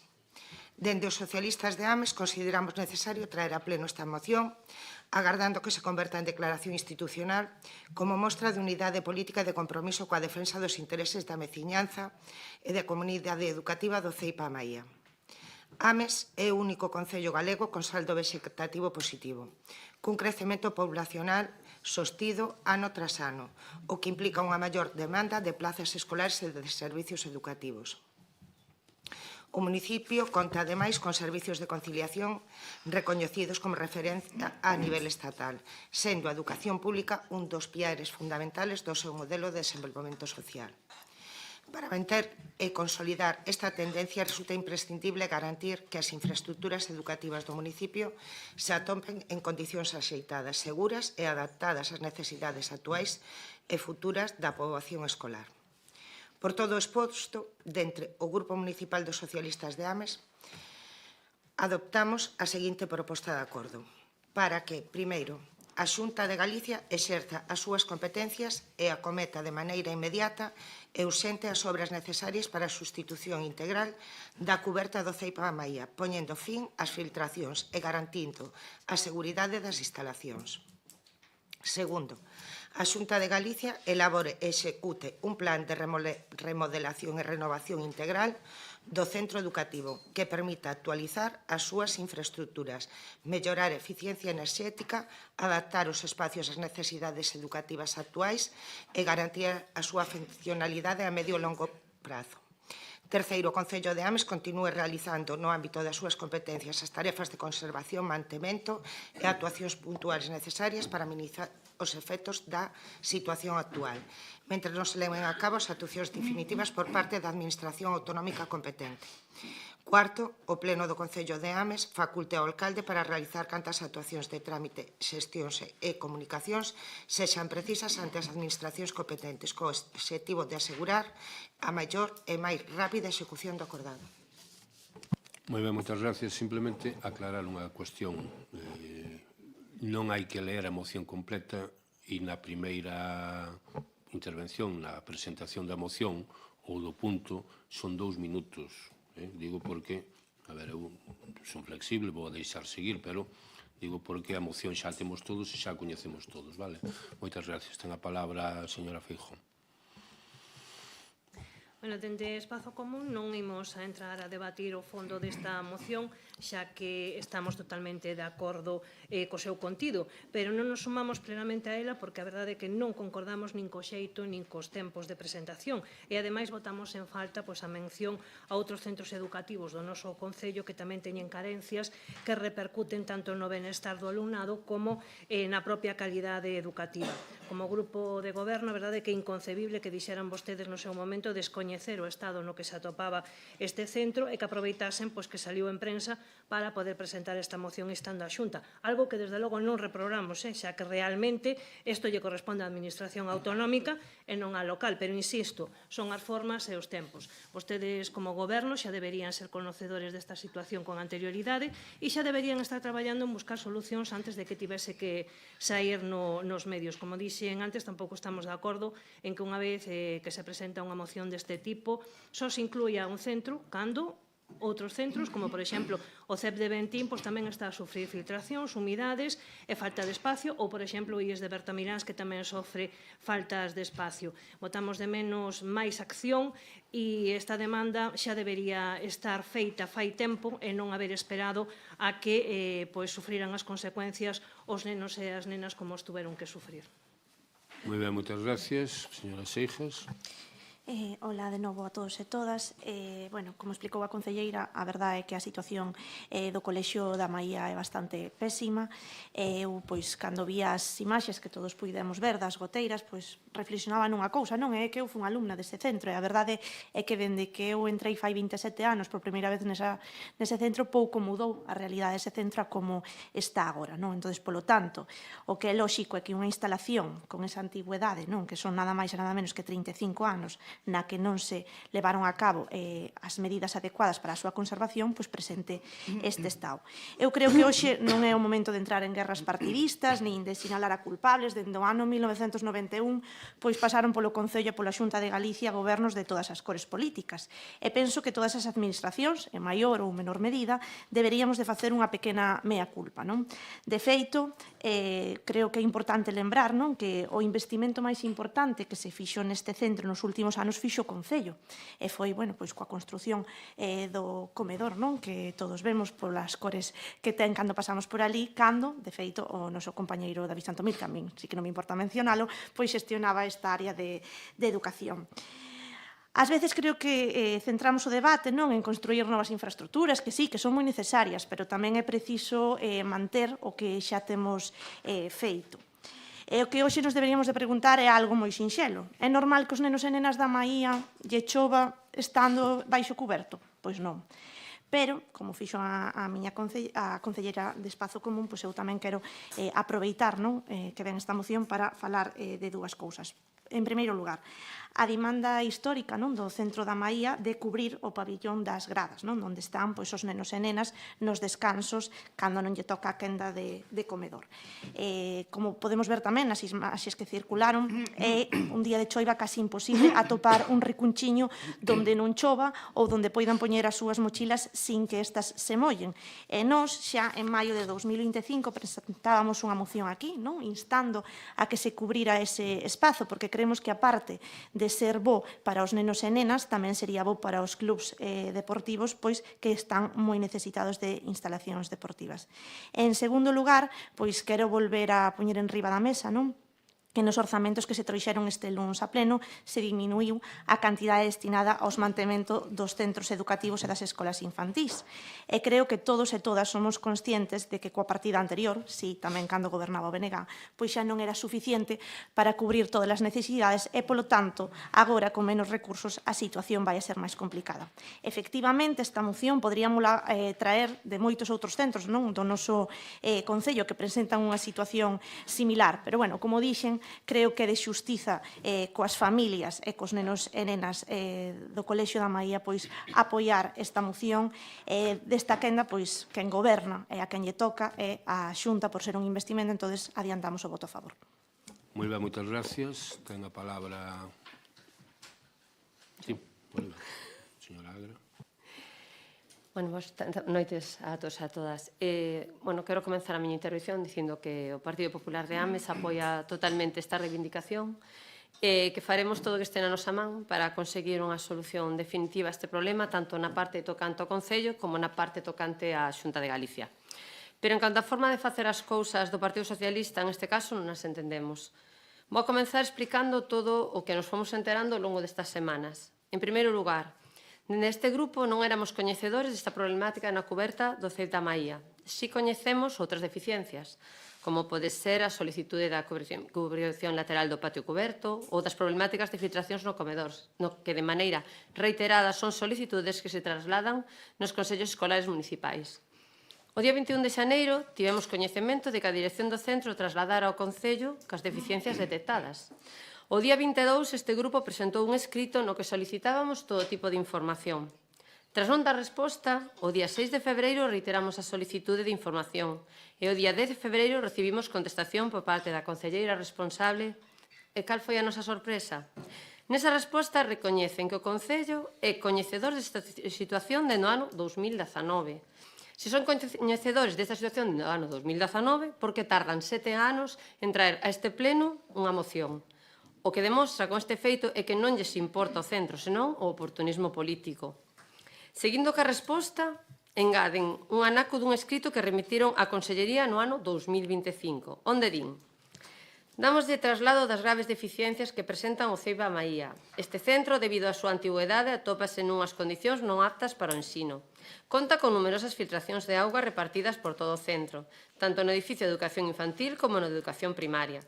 Os servicios técnicos municipais informan da necesidade de substituir a cuberta, así como a carpintería metálica das fiestras. Ademais, o centro precisa ser pintado na súa totalidade, xa que dende que abriu as súas portas nunca se realizou un mantemento.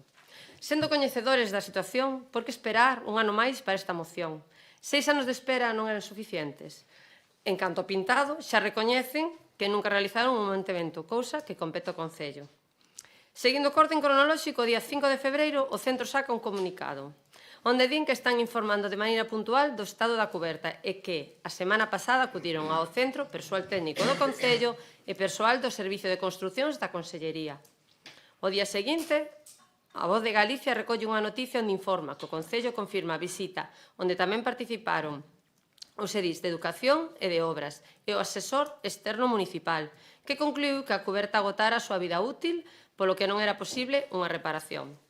Este grupo, o día de febreiro, presentou outro escrito, solicitando copia dos informes técnicos existentes no Concello de Ames sobre as filtracións que sufre Ceiba Maía. Cal foi a resposta do Goberno socialista?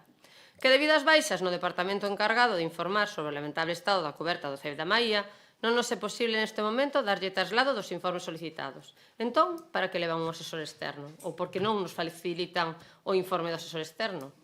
En esa resposta, tamén nos recomendan pedir información á Consellería. Quero aclarar que o meu partido, que é o que goberna a Xunta de Galicia, pero quen ten o deber de transmitir toda a información é o Concello, que é a administración da que este grupo forma parte. En resumo, presentan esta moción 7 anos despois de ter coñecemento de que a cuberta do Ceiba Maía esgotou a súa vida útil, pero a súa vez non se preocupan de realizar as oportunas tarefas de mantemento nin de cuberta, nin do comedor que presenta problemas prácticamente dende a inauguración nin do patio. Volvo a manifestar todo o noso apoio a esta xusta reivindicación da comunidade educativa do Ceiba Maía, pero non podemos apoiar a forma de facer as cousas deste goberno socialista. Moi ben, moitas gracias, señora Martínez. Boa noite de novo. Luisa, si tes razón de que en Ventín hai humedades estruturais, na Escola de Educación de Milladoiro o teito do comedor ten problemas, tamén Barouta está sin ascensor porque esgotou a súa vida útil. Todas esas cousas están enviadas á Consellería. En canto ás reparacións, sí que é certo que en anos temos coñecemento dende o ano 2019 porque nos escritos que envía a directora, o equipo directivo do Ceiba Maía, indica fotografías da cuberta tomadas en decembro do 2019. Porque ven os seus escritos. De feito, estas reparacións que se fixeron, fixos o Concello cando o Concello de Ames, porque era mantemento. En canto a se acudiu a un asesor externo, porque non se acudiu a un asesor externo porque, como ben lle dixen naquele escrito, debido ás baixas non podíamos ter acceso a eses informes. No que din ese informe indica, entre outras cousas, que o mantemento e reparación que se foi facendo foron sellados puntuales nas xuntas e solapas, sustitucións parciais de fixación, reparacións localizadas, actuacións periódicas de limpieza, etcétera, etcétera. O que di é que a cuberta ha alcanzado o seu el final de su vida útil, pon literalmente. Non vou a ler máis que a conclusión que di que considerando, tras la inspección realizada y considerando el tipo de cubierta existente, el envejecimiento del material, el historial de mantenimiento realizados y el actual, se concluye que la cubierta ha llegado al final de su vida útil, no siendo técnicamente recomendable acometer nuevas reparaciones, siendo la sustitución completa la solución más adecuada.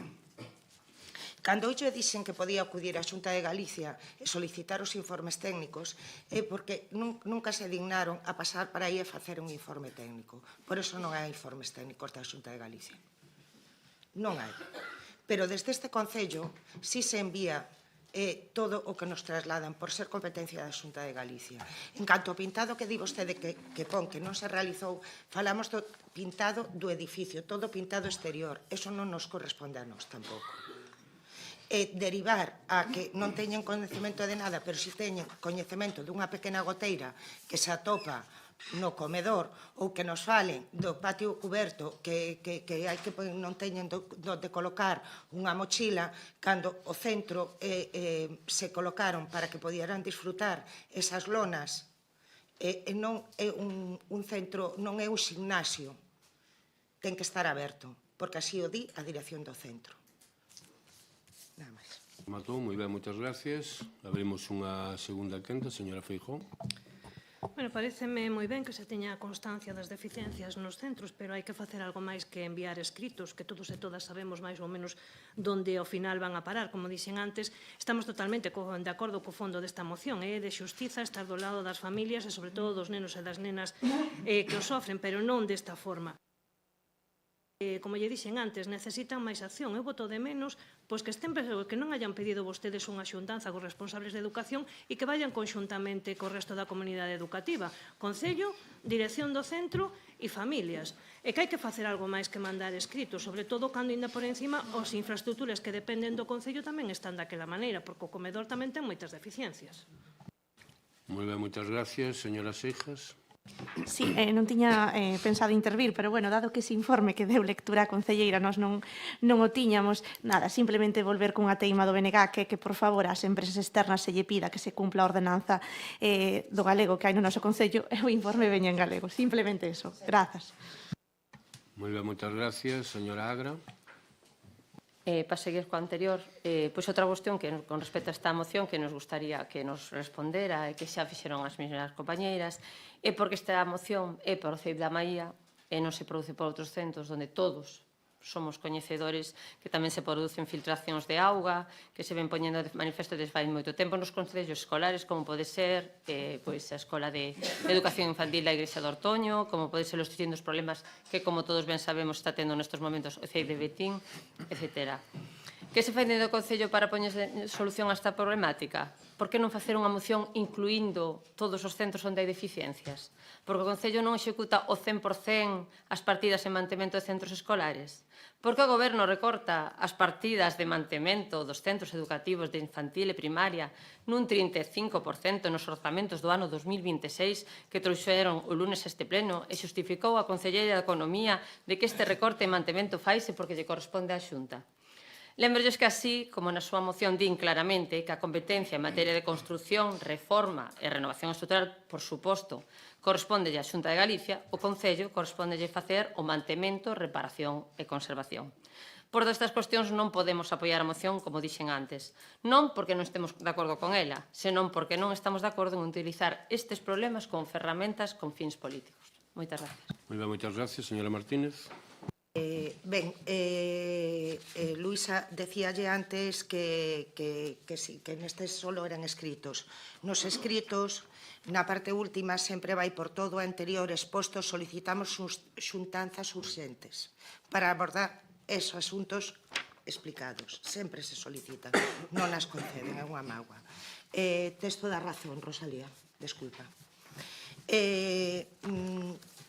Non se preocupe, podíamos incluir todo, pero pensamos que era unha situación sangrante, moi sangrante, e parecíanos que tiña que ter un espacio único.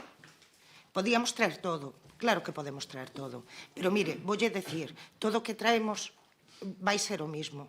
Porque, mire, o espacio no que están os nenos de 21 no comedor, tras enviar, solicitar e demandar varias sustanzas, os nenos siguen estando ali, apretados, sabe?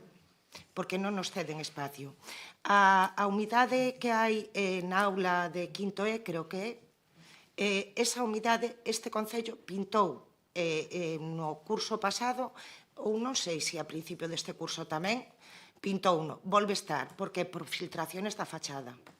Pero podemos tamén sacar todo, non se preocupe, que te todo eso. O teito do comedor da Escola Infantil de Milladoiro leva, pois non sei canto tempo caído. Pero mire, voulle decir, sabe vostede como sucedeu todo eso? Cando se veu que iba, se avisou a Consellería, e veu un técnico, estaba director adiante. E di, no, isto non hai problema, esa mesma tarde caeu. E dende entón, non volveron a pasar por aí, colocaron os plásticos, nada máis. Sí, pode vir comigo cando queira. Sí, claro que están as fotos. Non entren en debates entre ustedes, cada un ten o seu tempo para poder intervir. Nada, simplemente decir que eu penso nos 470 nenos que están ali e nas súas familias, nada máis. Moi ben, moitas gracias. Eu simplemente apuntar dúas cousas sobre este tema. A Consellería é perfectamente consciente desta realidade concreta, porque en reiteradas ocasións, tanto a dirección do centro, cando nos manda nosos informes a final de ano, e os manda tamén a Consellería de Educación, co cal é coñecedor. E máis, eu non sei se estabas diante naquele momento, a señora Agra, non me acordo, pero eu lle trasladei persoalmente ao conselleiro o día que estuvemos en Agro do Muiño o problema que había neste centro. É certo tamén que, bueno, a situación deste ano das choivas de 50 días seguidos chovendo son distintas a outros anos, pero leva filtrando auga moito tempo.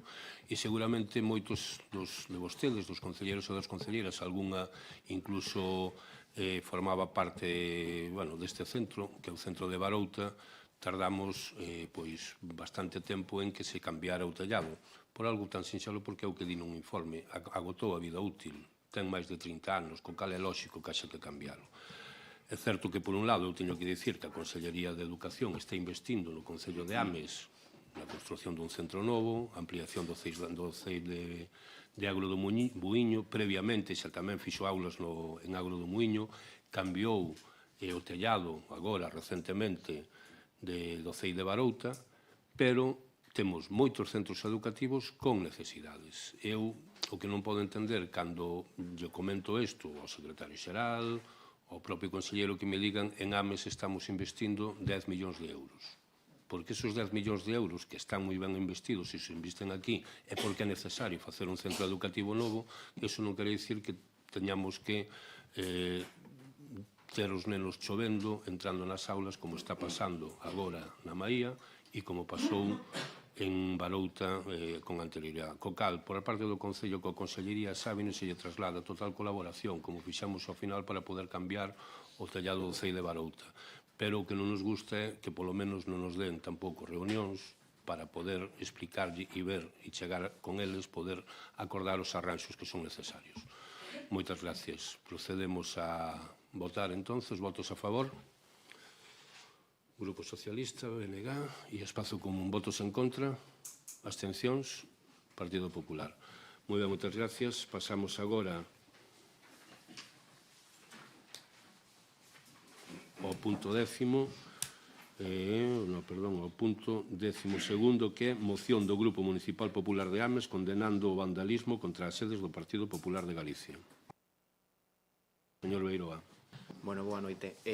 Vou simplemente pasar a ler os puntos de acordo desta moción. É unha moción que presentamos condenando o vandalismo contra as sedes que sufriu contra os ataques ás sedes do Partido Popular que sufriu recentemente o Partido Popular, e os puntos do acordo son condenar os actos de vandalismo cometidos contra as sedes do Partido Popular de Galicia, así como calquera outra natureza similar dirixido contra as sedes de formacións políticas democráticamente constituídas, é dicir, condenar calquer ataque contra calquer sede ou calquer símbolo de calquer partido político, rexeitar a utilización de mobiliario e espazos públicos ou privados para a colocación de pintadas que non cumpren coa normativa vixente con consignas que teñen o único fin de xerar crispación, polarización e alientar a conflictividade social, por seren contrarias á legalidade e ao respeto debido á convivencia cidadá, instar a todas as forzas políticas a absterse deste tipo de prácticas e a condenalas públicamente cando se produzan, como símbolo de unidade, como expresión dun compromiso compartido co pluralismo político, o respeto institucional e o uso responsable dos espazos comuns. E por último, reafirmar o compromiso do Concello de Ames coa defensa da participación política respetuosa co marco democrático e legal baseada no diálogo, no respeto ás institucións e na convivencia cidadá. Moi ben, moitas gracias. Abrimos unha primeira quenda. Señora Feijóo. Bueno, quero deixar claro que o noso voto favorable a esta moción non responde a quen a presenta, senón ao fondo do asunto que aborda. Apoiamos esta iniciativa porque rexeitamos de maneira firme calquer tipo de acto vandálico ou violento, sexa de quen sexa. A convivencia democrática basease no respeto ás persoas, ás institucións e tamén ás organizacións políticas, independientemente das nosas diferencias ideolóxicas. As discrepancias expresanse lóxicamente co debate, coa palabra e coa participación democrática, nunca mediante actos que danen ben, sinalen persoas ou busquen xerar crispación. Polo tanto, non podemos normalizar ni xustificar este tipo de comportamentos cando afectan a un partido político, do mesmo xeito que non o faríamos se afectasen a calquera outra organización ou colectivo. Defender a democracia tamén defender as regras básicas de convivencia respecto á legalidade. Por coherencia democrática e por responsabilidade institucional, como dixen ao principio, votaremos a favor desta moción, deixando claro que o noso compromiso é ca convivencia, co pluralismo e coa tolerancia, non con siglas concretas. Moi ben, moitas gracias. Señor García. Ben, boa tarde a todas e todos. Nada, pois temos novamente unha moción de alto interese para as veciñas e veciños de Ames, presentadas novamente tamén polo Partido Popular, que realmente é do que a xente en Ames fala. Se baixamos á Praza da Maía, posiblemente as persoas non falen de outra cousa que sexan esas pintadas nas sedes do Partido Popular.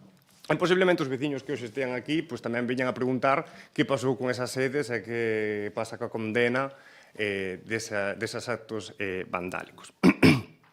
Agora ben, levo moi pouquiño sendo concelleiro, iso é certo, pero xa a miña experiencia breve neste consistorio vexo que o Partido Popular presenta dous tipos de iniciativas.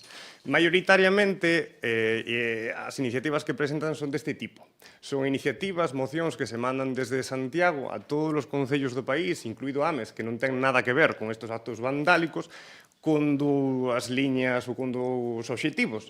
O primeiro é sinalar a outras formacións políticas destes actos dos que non se pode tampouco estar de acordo, e outro é desviar a atención dos problemas que realmente importan. Como decía antes, hai dous tipos de mocións que soe presentar o Partido Popular. Non presentan mocións como vamos presentar agora nós sobre, por exemplo, o SAF. Non se presentan mocións, por exemplo, do que realmente eu creo que importa, que é esperar un mes para ser atendido nos centros de saúde de Ames. E esas mocións non aparecen neste pleno, parte do Partido Popular. Agora ben, tamén, o BNG é e somos unha organización profundamente democrática, que defendemos as nosas ideas de fronte, con argumentos e sempre dende o respeto. A nosa traxectoria política está baseada na movilización social, na acción institucional e no debate democrático. E nunca en accións anónimas nin en comportamentos vandálicos. Calquera intento de insinuar o contrario é irresponsable e carece fundamento. Como dicía antes, o que vemos nesta moción é, unha vez máis, unha tentativa do Partido Popular de xirar ruído e de desviar a atención do que realmente importa. Pretenden converter uns feitos puntuais nun debate político artificial para alimentar a crispación e evitar falar dos problemas reais das veciñas e veciños. O BNG sempre defenderá o respecto aos espazos públicos e privados e a convivencia democrática. Non compartimos nin xustificamos actos vandálicos contra ninguna formación política. Agora ben, tampouco imos a participar en estrategias de victimización, interese nin en xogos partidistas que só buscan alimentar unha narrativa de confrontación. Moi ben, moitas gracias. Señora García. Señora García. Señor Fernández, perdón. Bueno, boa noite de novo para todos e todas. Vamos a ver. Esta moción, a parte que do grupo parlamentario, do grupo, municipal popular, que, un pouco a circunscribe as situacións concretas vividas fai pouco. Pero, bueno, é certo, se estende, estamos a favor da mesma, de ter en conta o feito de que tamén se estende a outras sedes das formacións políticas. Nós sabemos perfectamente do que falamos, nos vamos a apoiar esta moción. Lamentamos que non fai moito presentouse unha no Senado, precisamente polos máis de 240 actos vandálicos sufridos polas sedes dos grupos socialistas no que vai deste mandato xa no 2023. Non tuvimos a sorte que non la apoyaran, pero non por eso nós non vamos a deixar de apoiar esta polo que conleva. E por que digo isto? Porque estas manifestacións que facemos aquí de reixetación de todos estes actos que todos debemos condenar, eu creo que nos deben de levar a unha reflexión seria de que tipo de convivencia política estamos tendo. Que tipo de convivencia política estamos tendo, porque temos máis que estendido o discurso do odio e de criminalización do contrario por intereses políticos. E permitir, como se leva permitindo, creo que fai anos, o mantemento do discurso do odio, acaba empoderándose e trasládase en violencia física. Esta violencia física é o que leva a este tipo de circunstancias. E, sinceramente, sobre todo, como digo, que vamos a apoiar, eu creo que ese é o debate que temos que facer. En que se está convertindo a democracia na que non hai que convencer, sino que hai que vencer por calquera método. E ese é o debate. E ese é o debate se, sinceramente, esa vai a ser a liña a seguir. Porque a discrepancia política é legítima, que é a base da convivencia. É un principio fundamental da nosa Constitución. En eso se sentan as libertades políticas. E esas libertades políticas están se poñendo en cuestión desde o momento que actuamos deste tipo de cuestións. Eu creo que eso que debe ser a reflexión, o elemento denominador común, o denominador común que deberíamos ter neste pleno respecto a este tipo de cuestións. Si este é o camiño. Eu decía polo que, como facía fai un momento, 241 actos vandálicos que subimos nós con cócteles Molotov, agresións físicas, todos recordamos o que se fixo na calle Ferraz. Presentarse cunha excavadora intentando derribar a sede del Vendralejo, ou por un grupo de capuchados na sede socialista de Alcalá de Henares intentar tomar o asalto cando se reúne unha asamblea de militantes. Estos son outros casos que sucederon, como tamén un ataque á sede de Madrid ou ataque á sede de Huesca do Partido Popular. E creo que ese é o elemento que temos que ter en conta. Hai que cambiar a dinámica da política porque, senón, a violencia se empodera. E acabamos tendo ese tipo de circunstancias. Entonces, hoxe traemos esta moción aquí e o gallá nunca máis haya que traer outra como esta. Gracias.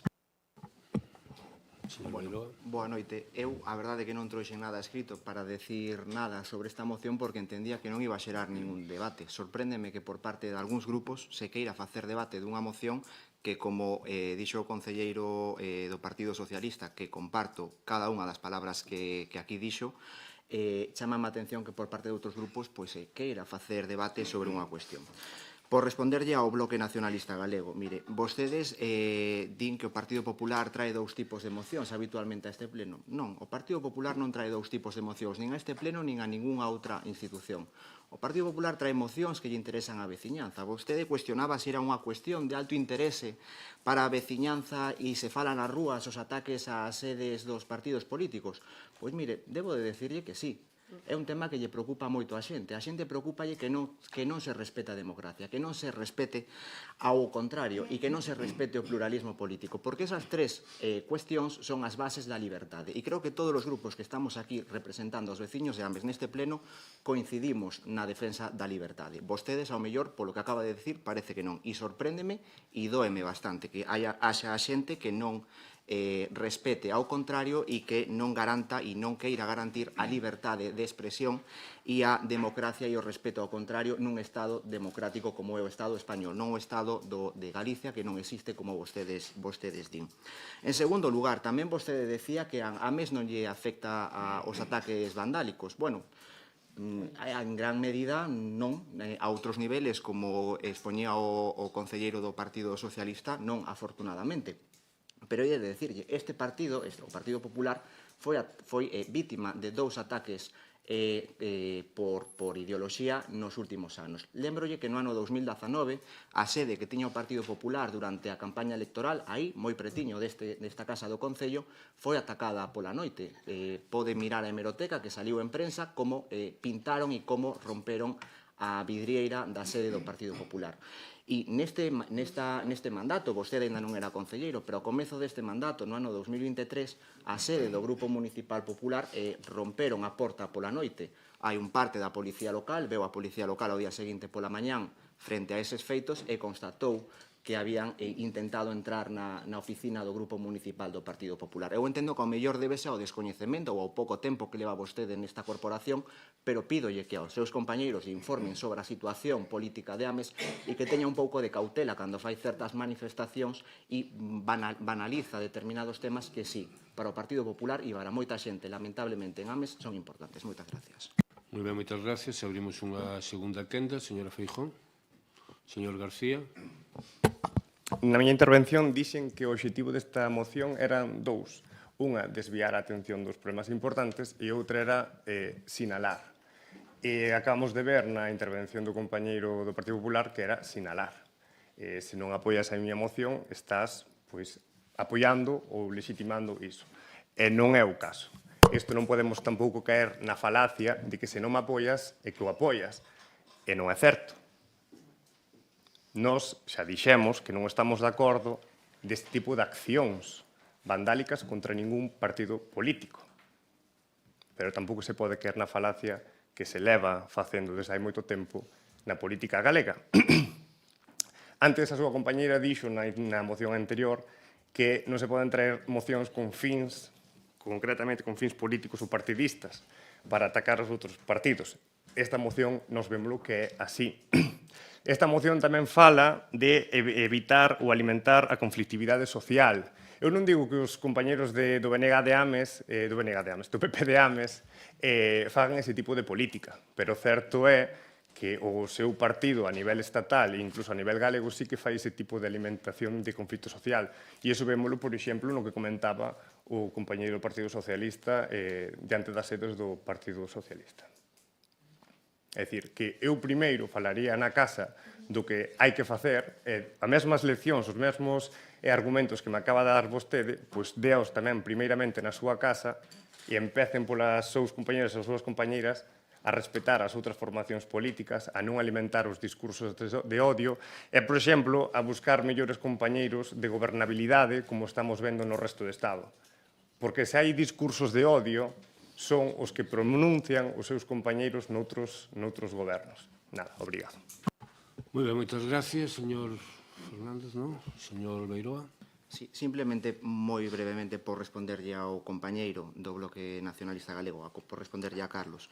Mire, esta non é unha moción de fins partidistas, esta é unha moción de unidade e de unanimidade. Eu en ningún momento pedín que lle apoyasen esta moción ao Partido Popular, nin a ningún grupo pedín o voto a favor desta moción. Entendo que cada quen coa súa conciencia pois ten que poñer, e nestes feitos é como se indica como é cada persona e cada grupo, e os seus valores. Entendo que o pluralismo político e a defensa do contrario, e non do contrario, porque eu non vexo os partidos políticos uns como contrarios de outros. Eu creo que os partidos políticos son un reflexo da vontade popular e, polo tanto, teñen que ser respetados todos. Eu en ningún momento sinalei nin que fose o Bloque Nacionalista Galego quen fai eses ataques, nin que sexan algúns dos outros partidos políticos que gobernan con vostedes noutros lugares responsables deses ataques. Eu o que vin aquí é a traer unha moción que, xa digo, non pedín en ningún momento que a apoiasen porque non creo que haxa que pedir o apoio para o que é fundamental. E o fundamental é a convivencia, e a convivencia en democracia apóiase e demóstrase con feitos como estes, apoiando moción sin pedir o voto. Moitas gracias. Moi ben, moitas gracias. Procedemos a votar o punto. Votos a favor. Grupo Socialista, Espazo Común e Grupo Popular. Votos en contra. Grupo do BNG. Moi ben, moitas gracias. Pasamos ao punto 13º, que é moción do Grupo Municipal do BNG de Ames para facilitar o aparcadoiro temporal do persoal que presta servicio a domicilio nos núcleos de Bertamiráns e o Milladoiro. Ten a palabra o señor Espinosa. Hola, boa noite a todos e a todas.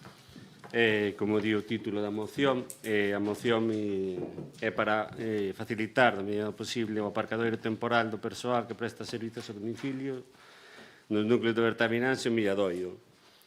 Por poñer un pouco en contexto a veciñanza, Coñecemos os problemas de aparcadoiro que hai en Bertamiranse, especialmente no Milladoiro, e afecta a veciñanza, pero tamén afecta a outros colectivos que desenvolven actividades profesionais. No caso concreto do que falamos, son traballadores e traballadoras que prestan servizos a domicilio de maneira itinerante, con intervencións que teñen unha duración limitada, 1, 2, 3 horas, e que requiren desplazamentos frecuentes. O que provoca a falta destas prazas de estacionamento é que estas profesionais, a veces obrigadas, teñen que deixar o vehículo en carga-descarga coa única finalidade de poder cumprir cos horarios e coas necesidades das persoas usuarias. E esta situación derivou xa en sancións de tráfico, malia tratarse de servicios esenciais e públicos que deben desenvolverse con puntualidade e que son pagadas polo peto das persoas traballadoras, de feito. Hai exemplos como Santiago de Compostela, onde xa existe a posibilidade que determinados colectivos profesionais poden estacionar nas zonas reservadas a residentes. Entón, os acordos que traemos na moción son, primeiro, que o Concello de Ames estableza un sistema de autorización temporal de estacionamento para traballadores e traballadoras que, por razóns profesionais, deban prestar servizos a domicilio de maneira itinerante no núcleo de Bertamiranse ou Milladoiro. Segundo, que se articule un distintivo identificativo municipal co fin de que a Policía Local poida recoñecer que se trata dun estacionamento vinculado a un servizo profesional necesario e temporal. Terceiro, que a autorización sexa válida para estacionar de forma excepcional e limitada no tempo, en zonas de carga-descarga ou de existir nun futuro con restricción horaria. Cuarto, que o Concello redacte un protocolo de uso. E quinto, dar traslado deste acordo aos distintos departamentos e os mesmos colectivos profesionais. Obrigado. Moi ben, moitas gracias. Abrimos unha primeira quenda, señora Feijóo. Bueno, dende Espazo Común, pois xa anunciamos o noso voto favorable a esta moción, e non porque sino porque responde a unha demanda real, reiterada e perfectamente xustificada. Non estamos ante unha ocurrencia puntual, senón que é unha solicitude que xa levan tempo facendo tanto os auxiliares de axuda no fogar como os traballadores e traballadoras dos centros de saúde que se desplazan diariamente a domicilios para atender a veciñanza. Falamos de profesionais que prestan servicios esenciais, que traballan con persoas maiores, dependentes ou con problemas de saúde e que teñen horarios moi axustados e intervencións de duración limitada. Cada minuto que perden dando voltas para atopar aparcadoiro é tempo que lle restan pois a esa atención directa das persoas usuarias. A situación, ademais, agrávase nos núcleos de Milladoiro e Bertamiráns, onde os problemas de estacionamento son ben coñecidos por todos e todas as que estamos aquí. A falta de prazas de aparcamento fan que en moitas ocasións estas profesionais se vexan na difícil tesitura de arriscarse ou unha sanción ou chegar tarde ao servicio, o que lle xenera un estrés engadido ao que xa teñen polo seu traballo. Polo tanto, non parece razonable que quen está a coidar e a atender a nosa veciñanza teña que traballar baixo esa presión engadida. Polo tanto, consideramos que habilitar un sistema de autorización temporal regulado e controlado non supón un privilexio para ela, senón que é unha medida de sentido común e facilitaría enormemente o seu traballo, melloraría a eficiencia do servicio e redundaría tamén nunha mellor atención ás persoas máis vulnerables do noso Concello. Falamos de organizar mellor o espazo público para dar unha resposta a unha necesidade social que é clara e por responsabilidade e por coherencia ca defensa dos servicios públicos e, sobre todo, por a defensa do SAF, votaremos, como dixen ao principio, a favor desta iniciativa. Moi ben, moitas gracias por parte do señor Aulego. Boa noite outra vez. Ben, creo que partimos dun problema de base que é innegable, que é a ausencia de plazas de aparcamento neste Concello, que é un problema generalizado para todo tipo de cidadáns, presten ou non presten actividades profesionais. Pero a moción se circunscribe a traballadores e traballadoras que deben prestar servicios a domicilio de maneira itinerante, con intervencións que adoitan ter unha duración limitada, ás veces de 1 ou 2 horas, e que requiren desplazamentos frecuentes entre distintos puntos do núcleo urbano. Isto é o que di a moción. A verdade é que eu agradezo que ao comienzo da lectura se especificara que se trataba de traballadores do SAF, porque literalmente tal como está redactada a moción pode ser un traballador do SAF ou dun fontaneiro. Entón, agora sabemos que esta moción se circunscribe aos traballadores do SAF. Eu sigo partindo de que é unha moción ben intencionada, que compartimos a problemática, pero creemos que é unha moción vaga e difusa. primeiro lugar, porque non concreta a cantos traballadores de SAF se circunscribe, ni a cantas zonas de carga-descarga, ni en que ubicacións, porque falamos, como se di a moción, de estancias de 1 ou 2 horas. Entón, claro, dependendo de a cantas plazas de carga-descarga afecten, que ubicacións, se estamos varios coches paralizando as plazas 2 horas, pois pode ser peor o remedio que a enfermidade, porque os outros traballadores, por exemplo, repartidores e demais que teñan que utilizar estas plazas, pois poden ver que non teñen onde deixar os seus vehículos. Tampouco se di canto tempo, tampouco se di como se vai exercitar ese control. A única referencia remota que se fai é a ordenanza que hai en Santiago de Compostela, pero esta ordenanza o que se refire é a zonas de estacionamento limitado de residentes, que por un lado son moitísimo máis numerosas que as zonas de carga-descarga, en Santiago ten a súa lógica, é dicir, zonas de residentes que durante o día normalmente os residentes non están, ten a súa lógica que se dea un distintivo a profesionais, non só traballadores do SAF, porque tamén está contemplado traballadores que poden aparcar en zonas de residentes preto dos seus traballos, eso creemos que ten sentido, pero que non é aplicable a Santiago de Compostela, a non ser que se este deslizando, porque xa digo, a moción é bastante vaga e difusa, que o que se pretende é establecer zonas de estacionamento regulado en AMES similares a que hai en Santiago, co cal volvemos a que a solución sería peor que o remedio sería peor que a enfermidade. Por qué?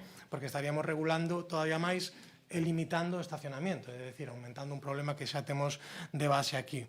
E para non estenderme máis, creo que coincidimos en que existe un evidente problema de falta de prazas para todo tipo de usuarios, os do SAF pois moitísimo máis, pero que esta moción pois adolece de que non está ben definida, bastante confusa, tanto no planteamento como nas solucións, e non podemos apoiarla. Nada máis, moitas gracias. Moi ben, moitas gracias. Señora García. Sí. Hola, boa noite a todos e a todas. Bueno, eu despois de ver esta moción quería pedirlle e volver novamente a solicitarlle ao Grupo Nacionalista que deixe a moción na mesa por varias motivacións, vale? Estamos falando de unhas tarxetas para unhos servicios a domicilio que tanto pode ser referidos como un servicio do SAF, como un servicio de podoloxía ou de médico de urxencias ou como tamén pode ser un servicio do Sergas de unhos cuidados ou unhas curas de enfermería. Non solamente se nos dirixe ao SAF, sí que é verdade que dentro do SAF é un servicio a domicilio, pero dentro deses servicios podemos valorar outro tipo de servicios. Por outro motivo que predín e solicitei que se deixara na mesa e que se lle otorgara a este goberno un pouco máis de tempo foi por varias cousas que lle expliquei e que eu tive directamente unha xuntanza coas traballadoras do SAF a finais de decembro. Creo que non tivemos as respostas suficientes de todo o traballo que temos adiantado deste tema e creo tamén que é de rigor se temos que facer unha modificación da nosa ordenanza de tarxetas para aparcamiento, meter a esa xente que leva tempo pedindo que son enfermidades degenerativas, que cando se lles fai unha valoración do equipo de valoración do EVO, é tarde xa, porque levan unhas secuelas importantes. Co cal, estamos falando de modificar unha ordenanza por unhas tarxetas de aparcamento temporal, que pola nosa ordenanza municipal como máximo podería ser estipulado a 30 minutos.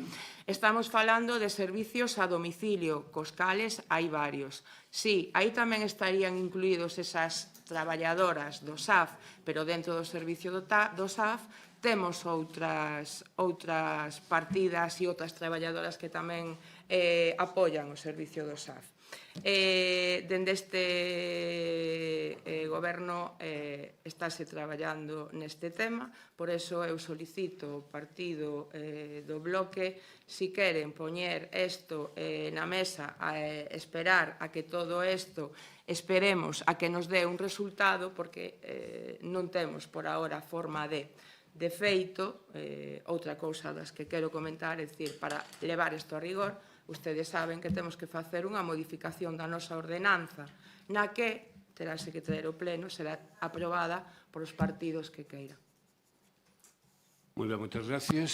Señor Espinosa. Bueno, primeiro agradecer a compañeira de Espacio Común o apoio. Sobre o que dicía o compañeiro Lego do Partido Popular,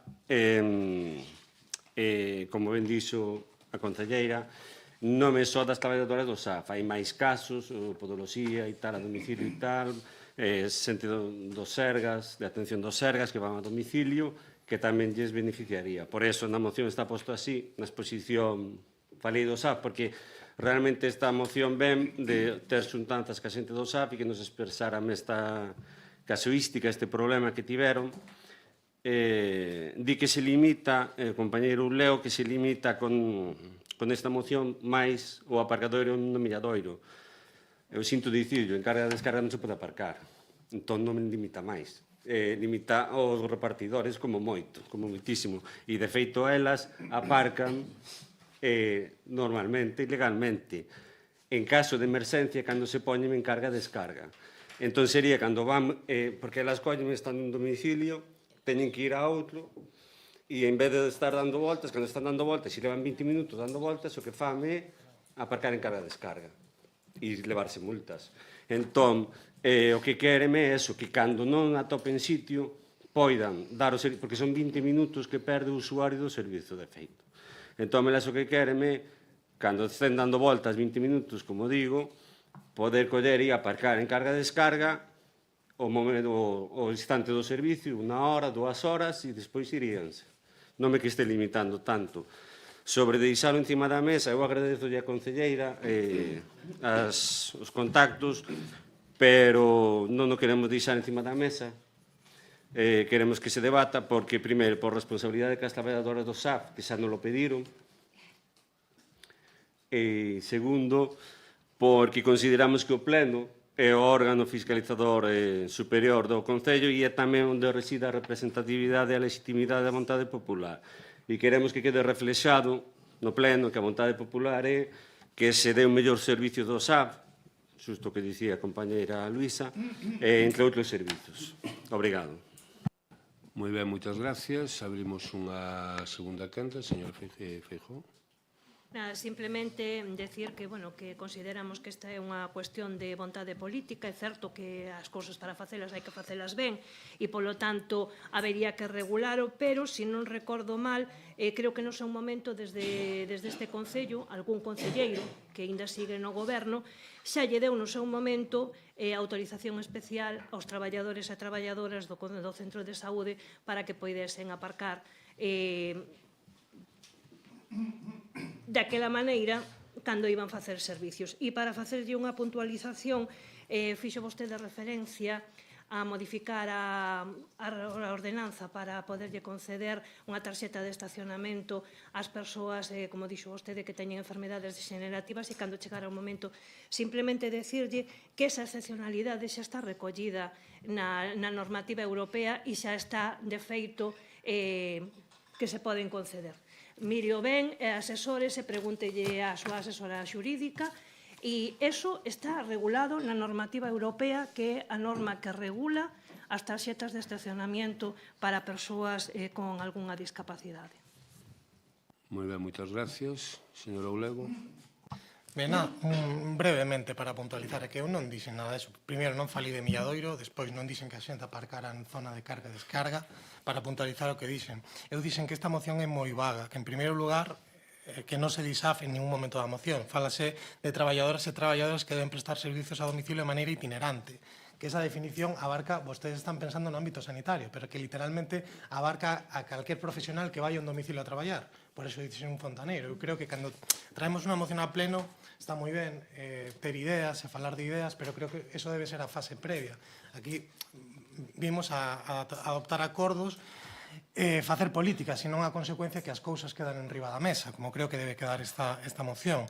Eu o que dixe é que isto é moi vago, e que tal e como está reflectido non se di cantas plazas de carga e descarga teñen que ocuparse, nin en que ubicacións, nin cantos traballadores afecta, porque xa non, como está vostede a decir, xa non se o SAF, que non poden ser 100, 200, 300 ou 1000. Sabe vostede cantas plazas de carga e descarga temos en Ames? Empezando por aí.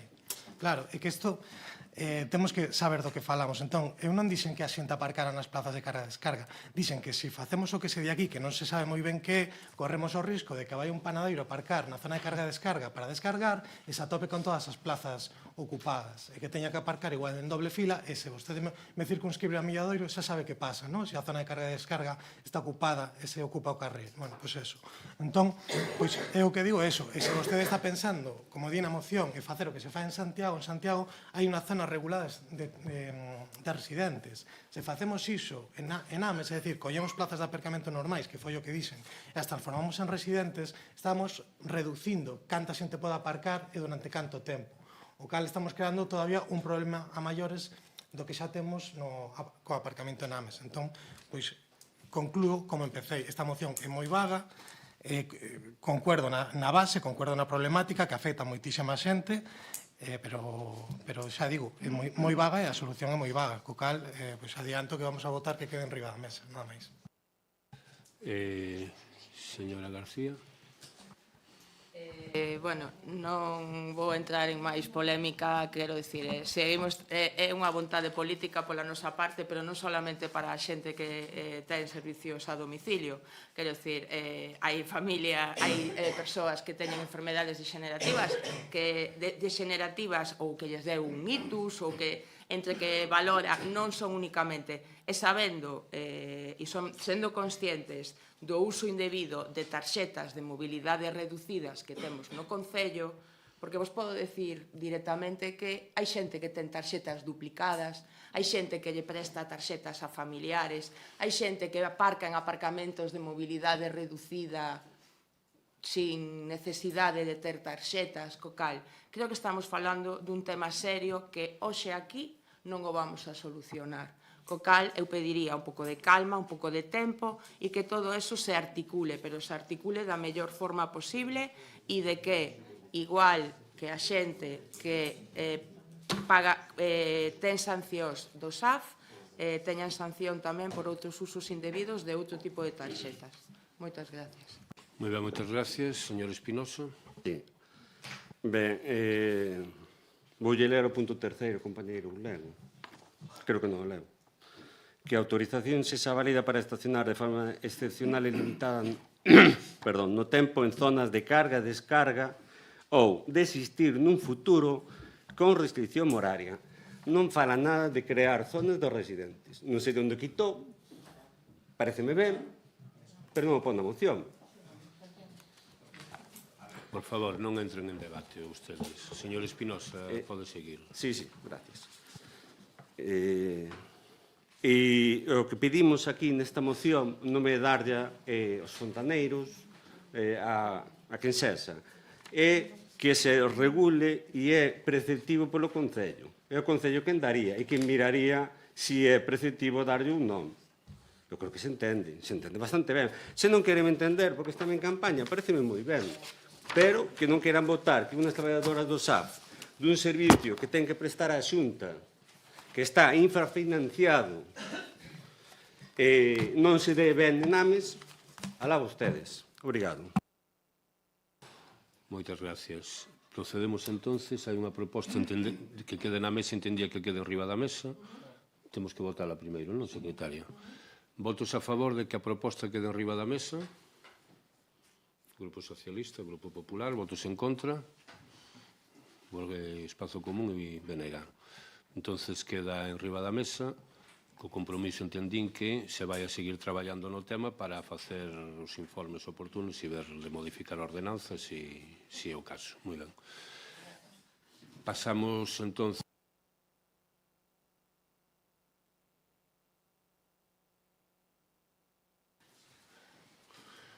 que é moción do Grupo Municipal do BNG de Ames para conseguir avanzar en igualdade real e efectiva fronte ao rearmamento do machismo.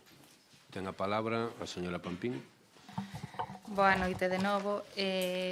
Hoxe iniciábamos este pleno cun minuto de silencio por María Belén, esa muller asasinada a primeiros de mes en Mos. Polo tanto, creo que esta moción, por desgraza, está de actualidade. E intentando ceñirme os tempos e como todo o mundo ten a moción, paso directamente aos puntos de acordo. A Corporación Municipal do Concello de Ames reafirma o seu compromiso coa loita feminista e o apoio ás mobilizacións e reivindicacións do feminismo galego organizado neste 8 de marzo de 2026. Reclamar á Xunta de Galiza a promoción dun acordo de país para a creación do Instituto Galego das Mulleres como un organismo público que promova e fortaleza as políticas de igualdade de forma transversal en todos os ámbitos da vida social, económica, cultural e política de Galiza. Para tal fin, o Instituto contará con personalidade xurídica propia, orzamento propio, autonomía de xestión e plena capacidade de obrar para o exercicio das súas funcións e terá como obxectivo a promoción das condicións que promovan a igualdade e supriman todos os obstáculos que a impiden, así como a eliminación de todas as formas de discriminación das mulleres en Galiza. Instar a Xunta de Galiza a impulsar un novo marco regulamentario e orzamentario, incrementando a súa contribución para os centros de información á muller co obxectivo de reforzar e ampliar a rede galega de CIMS, facendo especial énfasi na creación destes centros naqueles concellos e comarcas nos que actualmente non existen ou están sobrecargados, impulsar a fixación de cocientes mínimos de persoal e favorecer a contratación a xornada completa como mínimo de todo o persoal que sexa obrigatorio para a acreditación do CIM. Instar ao Goberno Municipal a impulsar a creación dun Consello Sectorial da Muller como órgano de participación cidadá que canalice a voz das mulleres e entidades feministas nas políticas públicas locais. As súas funcións deben estar orientadas á igualdade real e efectiva, á prevención de violencias e á incidencia nas decisións municipais. Tendo en conta que os esforzos que se están a destinar en materia de igualdade son insuficientes en todos os eitos, instamos ao Goberno Municipal a que dende o Departamento de Servicios Sociais e Igualdade se procure chegar a un maior grado de execución en todas as partidas. Grazas. Moi ben, moitas gracias. Abrimos unha primeira quenda. Señora Feijóo. Bueno, dende Espacio Común, como non podía ser de outro xeito, íbamos a votar a favor desta moción porque compartimos a necesidade de seguir avanzando cara a unha igualdade real e efectiva entre mulleres e homes. A loita pola igualdade non é opcional, é unha obriga democrática permanente. Agora ben, tamén queremos decir que nos houbese gustado máis que nos trouxeses, non se houbera traído esta moción a debate. Gustaríanos que a igualdade se seguise a traballar como en mandatos anteriores desde a transversalidade, desde o consenso e desde a unión de todos os grupos políticos da corporación, sin necesidade de traer mocións nun asunto que debería estar fora de toda a confrontación partidista. A igualdade debe ser tratada como unha cuestión de Estado, sempre o dixen, debe estar por encima das siglas e dos cores políticos, porque estamos a falar de dereitos fundamentais, de oportunidades laborais, de conciliación, de corresponsabilidade. En realidad estamos a falar de xusticia social. Cando falamos de igualdade, falamos da metade ou un chisquiño máis da poboación e da calidade da nosa sociedade, do noso sistema democrático. Por coherencia co compromiso pola igualdade, como xa anunciei ao principio, votaremos a favor desta moción, pero facendo un chamamento a recuperar ese espírito de traballo conxunto que entendemos que é imprescindible nunha materia tan fundamental como é a igualdade e da que o noso Concello sempre foi referente. Señora Agra. Bueno, que dicirlle ao compañeiro Carlos do BNG que esta é unha moción tipo do BNG, como era a anterior do Partido Popular. Vou ir directamente aos acordos porque se comenzo a comentar texto da moción xa non a apoio. Non é a miña intención, xa que todo o que teña que ver con avanzar coa igualdade nas mulleres non merece rechazo. Como cada ano, por estas datas, neste pleno debatemos unha moción relativa ao 8 de marzo, onde conmemoramos o Día Internacional das Mulleres, e que para este 2026 a Comisión da Condición Xurídica e Social da Muller na ONU estableceu como tema fundamental garantir e fortalecer o acceso á xustiza para todas as mulleres e nenas, entre outras cousas, promovendo sistemas xurídicos, inclusivos e equitativos, eliminando as leis, políticas e prácticas discriminatorias e afrontando as barreiras estruturais. Desde o Partido Popular somos conscientes de que, desafortunadamente, a pesar de tanto conseguido, non cabe dúbida de que aínda queda moito por facer e un longo camiño que percorrer na conquista dunha sociedade máis igualitaria, especialmente en dereitos, oportunidades e rompendo barreiras que seguen a perpetuar injusticias e discriminacións. Entrando xa nos puntos de acordo, con respecto primeiro, a Corporación Municipal do Concello de Ames reafirma o seu compromiso coa loita feminista e o apoio á mobilización e reivindicación do feminismo galego organizado este 8 de marzo. Estamos totalmente de acordo. Con respecto ao segundo punto, sorpréndeme ver que o BNG nestas datas sempre encontra un novo organismo que crear. aínda que xa exista, como pasou o ano pasado ca Valedoría das Mulleres. Este ano queren crear un novo organismo, o Instituto Galego das Mulleres, como se ter unha Consellería de Política Social e Igualdade, con unha Dirección Xeral en Promoción da Igualdade e cos departamentos de Igualdade das restantes administracións non fosen suficientes. Saben que é o que si mellora a vida das galegas? As políticas públicas responsables e dotadas de recursos para poder leválas a cabo. O orzamento da Xunta de Galicia para este 2026 destina 29 millóns de euros á promoción da igualdade. Fomentar e promover a igualdade e poñer recursos á disposición das mulleres que buscan poñer en marcha os seus propios proxectos e dar axudas do fomento do emprendemento femenino, coa mirada posta no rural en sectores masculinizadas, con un orzamento de 5,1 millóns de euros. Máis emprego significa maior empoderamento e maior independencia.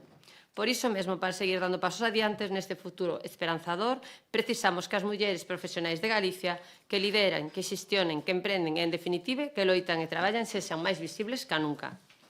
No relativo aos centros de información á muller, os que se refiren no punto terceiro, dicir que este mes de febreiro entraron en funcionamento 4 CIM móviles, que van a ser esenciais para reforzar a sensibilización e información nas zonas rurais e nos campos universitarios. Con este recurso chégase a concellos que non contan con este servicio. Estes CIM itinerantes están compostos por persoal profesional especializado. En todos eles hai unha psicóloga e unha traballadora social e que permite chegar a todos os puntos da nosa comunidade ofrecendo unha atención de calidade. En canto á creación do Consello Sectorial da Muller como órgano de canalización da voz das mulleres, estamos totalmente de acordo. O que sí solicitaríamos ao Goberno municipal é que non pase como con algún consello, como das persoas maiores, que da súa Constitución non se soubo nada del. E no referente ao último punto, estamos totalmente de acordo con que se executen e poda ser o 100% as partidas, xa que nos orzamentos que se presentaron a este pleno redúcese a partida de actividades de 80.700 e 75.700, o que supén unha rebaixa dun 6,19%. Como xa dixen, a loita pola igualdade é unha loita de todos, unha loita que non enfronta homes e mulleres, senón que os compromete xuntos nun obxectivo común, unha igualdade que garanta seguridade, oportunidades e liberdade. Moitas gracias. Moi ben, moitas gracias, señora García. Bueno, eu non me quero estender moito máis ao que lle dixeron xa as miñas compañeiras. Por miña parte, na defensa dos dereitos das mulleres xa temos un tempo traballando como sociedade e eu entendo que este traballo como sociedade ten que ser un traballo unificado e un traballo de todos xuntos, de partidos de diferentes cores e de diferentes miras. Principales reclamacións que se tuveron sempre pola muller foron os dereitos á educación, o dereito ao voto, a loita contra esa violencia de xénero que siga arrastrando grande lacra na nosa sociedade, dereitos sexuais e reproductivos e igualdade en oportunidades laborais e igualdades no noso salario. Unha representación política equitativa e seguimos nesto na defensa dos dereitos da muller que continúen evolucionando, aínda que non das formas o mellor que nos gustarían, e articulando accións e defensas de outras diferentes organizacións que creemos que nós como partido o faríamos dende outra perspectiva e dende outra forma. A administración pública, polo tanto, dentro do noso municipalismo, temos que seguir traballando e así creemos que é necesario unificar forzas, diferentes administracións e igual que fixemos antes e falamos antes do vandalismo, creo que isto é un tema que tamén nos toca sumarnos e traballar conxuntamente frente a esta lacra. É importante ter, creo eu, tamén unha boa base educacional, non solamente traballo de sociedade de fora dos nosos fogares, sino que tamén hai que ter un traballo dentro dos nosos fillos, das nosas fillas, grupos de iguais e colectivos que estén interesados en desarrollar e transmitir estes dereitos. Dende a miña parte municipalista, comentar os acordos que esta moción leva, sería un Instituto Galego das mulleres, que eu estaría totalmente de acordo na institución, reforzar e ampliar a rede galega dos CINS. Bueno, eu, como dixo a compañeira Oliva, son coñecedora porque pertenzo a ese grupo de Consello de Igualdade da Xunta por representación da FEGAM. Se nos transmitiu todas estas estas actuacións que vai a facer a Xunta. Decir que ese Consello está integrado por diferentes grupos. Eu, pola miña parte, represento a FEGAM, pero sí que hai colectivos de todo tipo de mulleres e de política, e aí se transmiten en maior ou menor medida o que máis ou que menos gusta de todas estas actuacións que están tendo a nivel de Consellería. Consello Sectorial da Muller no que participen mulleres de AMES con políticas públicas e locais, estaría totalmente de acordo. Non sei como isto xa non está feito de fai máis tempo.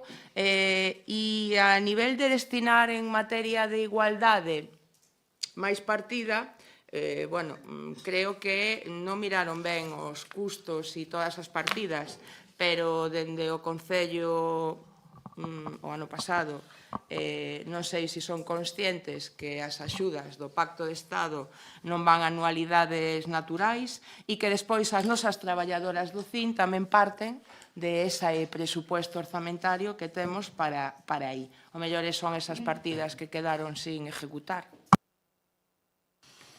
Ten a palabra a señora Pampín. Bueno, pois eu sí que vou a tratar de ser breve. A verdade é que me dá moitísima rabia hoxe que o pleno sea tan longo, que temos o salón cheo de xente que xa debe de estar un pouco cansadiña, así que certamente vou a apurar. Empezando polo final, como facía o compañeiro Víctor, Uxía, eu creo que non se entendeu ben o que quixen decir, o mellor está mal expresado. O que se pedía era instar o Goberno municipal a que dende o Departamento de Servicios Sociais e Igualdade se procure chegar a un maior grado de execución en todas as partidas. Non se menciona incrementar as contías das partidas, nin crear novas partidas, que nas partidas que hai, que se intente chegar a un maior grado de execución, porque sabemos que en moitas non se executa o 100% do orzamentado. Esa é a nosa proposta. Despois, a compañeira Oliva decirlle que non, que o Instituto Galego das Mulleres non é un invento do BNG neste ano. Podelle preguntar aos seus compañeiros do Partido Popular no Parlamento. É unha nova ferramenta que o BNG leva incorporando como proposta nos últimos anos xa. Entón, non é un invento deste ano. De feito, esta proposta fíxose tamén na mellora da tramitación da reforma da Lei de Igualdade que o PP reformou no ano 2023 e que, por suposto, vetouna. Como vetou tamén concretar as cláusulas de igualdade, retirar axudas ás organizacións antiabortistas, impulsar unha valedoría da igualdade para fiscalizar os incumprimentos laborais da lei e mellorar o financiamento dos CIMS. O que temos claro a todas luces é que a legislación que hai hoxe en día, as medidas que hai, son totalmente insuficientes e ese é o motivo desta moción porque, como dicía, está de actualidade permanentemente ter que incrementar os esforzos en materia de igualdades. Tamén aproveito para dicirlle, vostede me mencionaba esos CIMS móviles e esos centros de crise 24 horas. Sí, que xusto o Partido Popular o que decide para intentar avanzar en igualdade, como decía, é externalizar e privatizar, porque son uns CIMS móviles que están privatizados igual que esos centros de crise 24 horas. E para rematar, para responderlle a Luísa, efectivamente, si podería ter sido unha declaración institucional, eu insto, por decirlo de alguma maneira, os grupos da corporación a que se en algún momento presentamos algo que queiran que se convirtan ou creen que hai opcións porque a van a apoiar nunha declaración institucional, pois non sempre estaremos a favor de que unha moción nosa, pois eu creo que gaña peso social, non, converténdoa nunha declaración institucional, así que queda aí ese guante para que noutro momento, pois se hai posibilidades de que se convirta en declaración, pois adiante pola nosa parte e polo momento nada máis. Moi ben, moitas gracias. Abrimos unha segunda quenda. Señora Feijóo. Nada, simplemente por respostarlle á compañeira do Bloque Nacionalista. Cando decía que debíamos que votaba en falta que non se presentase, o sea, que se presentasen mocións, non me refería a porque a presentaran vostedes, sino simplemente que o que quería decir é que ojalá volvésemos a esa unidade que sempre fixemos gala en Ames durante mandatos pasados, no que ningún outro partido presentaba ningún tipo de moción pola igualdade ou contra a eliminación das violencias, porque había un consenso interno de toda a corporación respecto a este tema, porque volvo a insistir, creo que é moi importante que na igualdade non haxa cores políticos e que teñamos esa xerosidade e esa bondade de,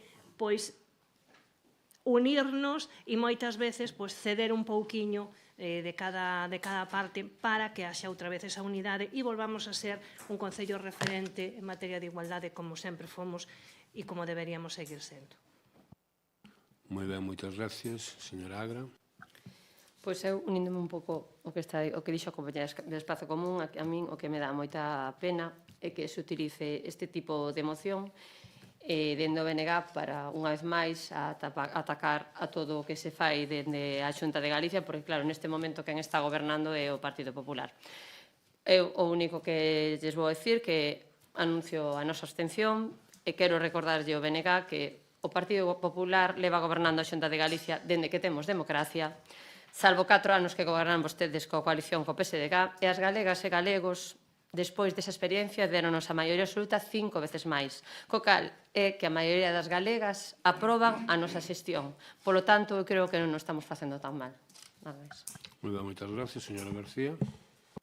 Bueno, pois eu voume unir ás palabras da compañeira Luisa e vou a pedir unanimidade neste campo de igualdade, que falemos de Concello de Ames, non de Xunta, nin de Consellería. Teríamos que centrarnos nos nosos veciños, nas nosas veciñas, e mirar unha igualdade no noso municipio.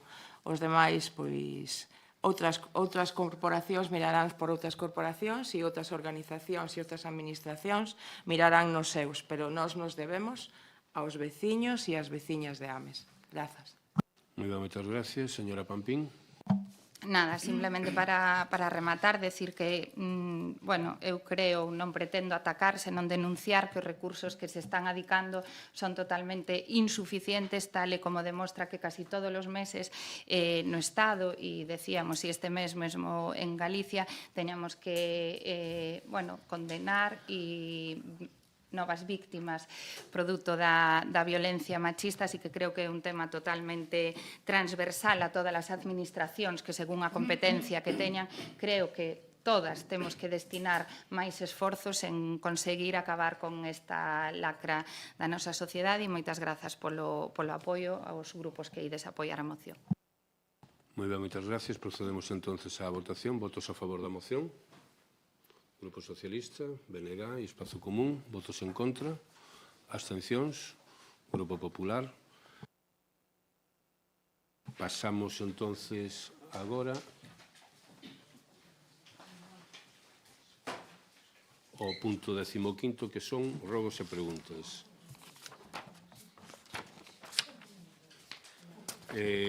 Rogos. Partido Popular. Muy bien, empezamos. Señora Feijóo.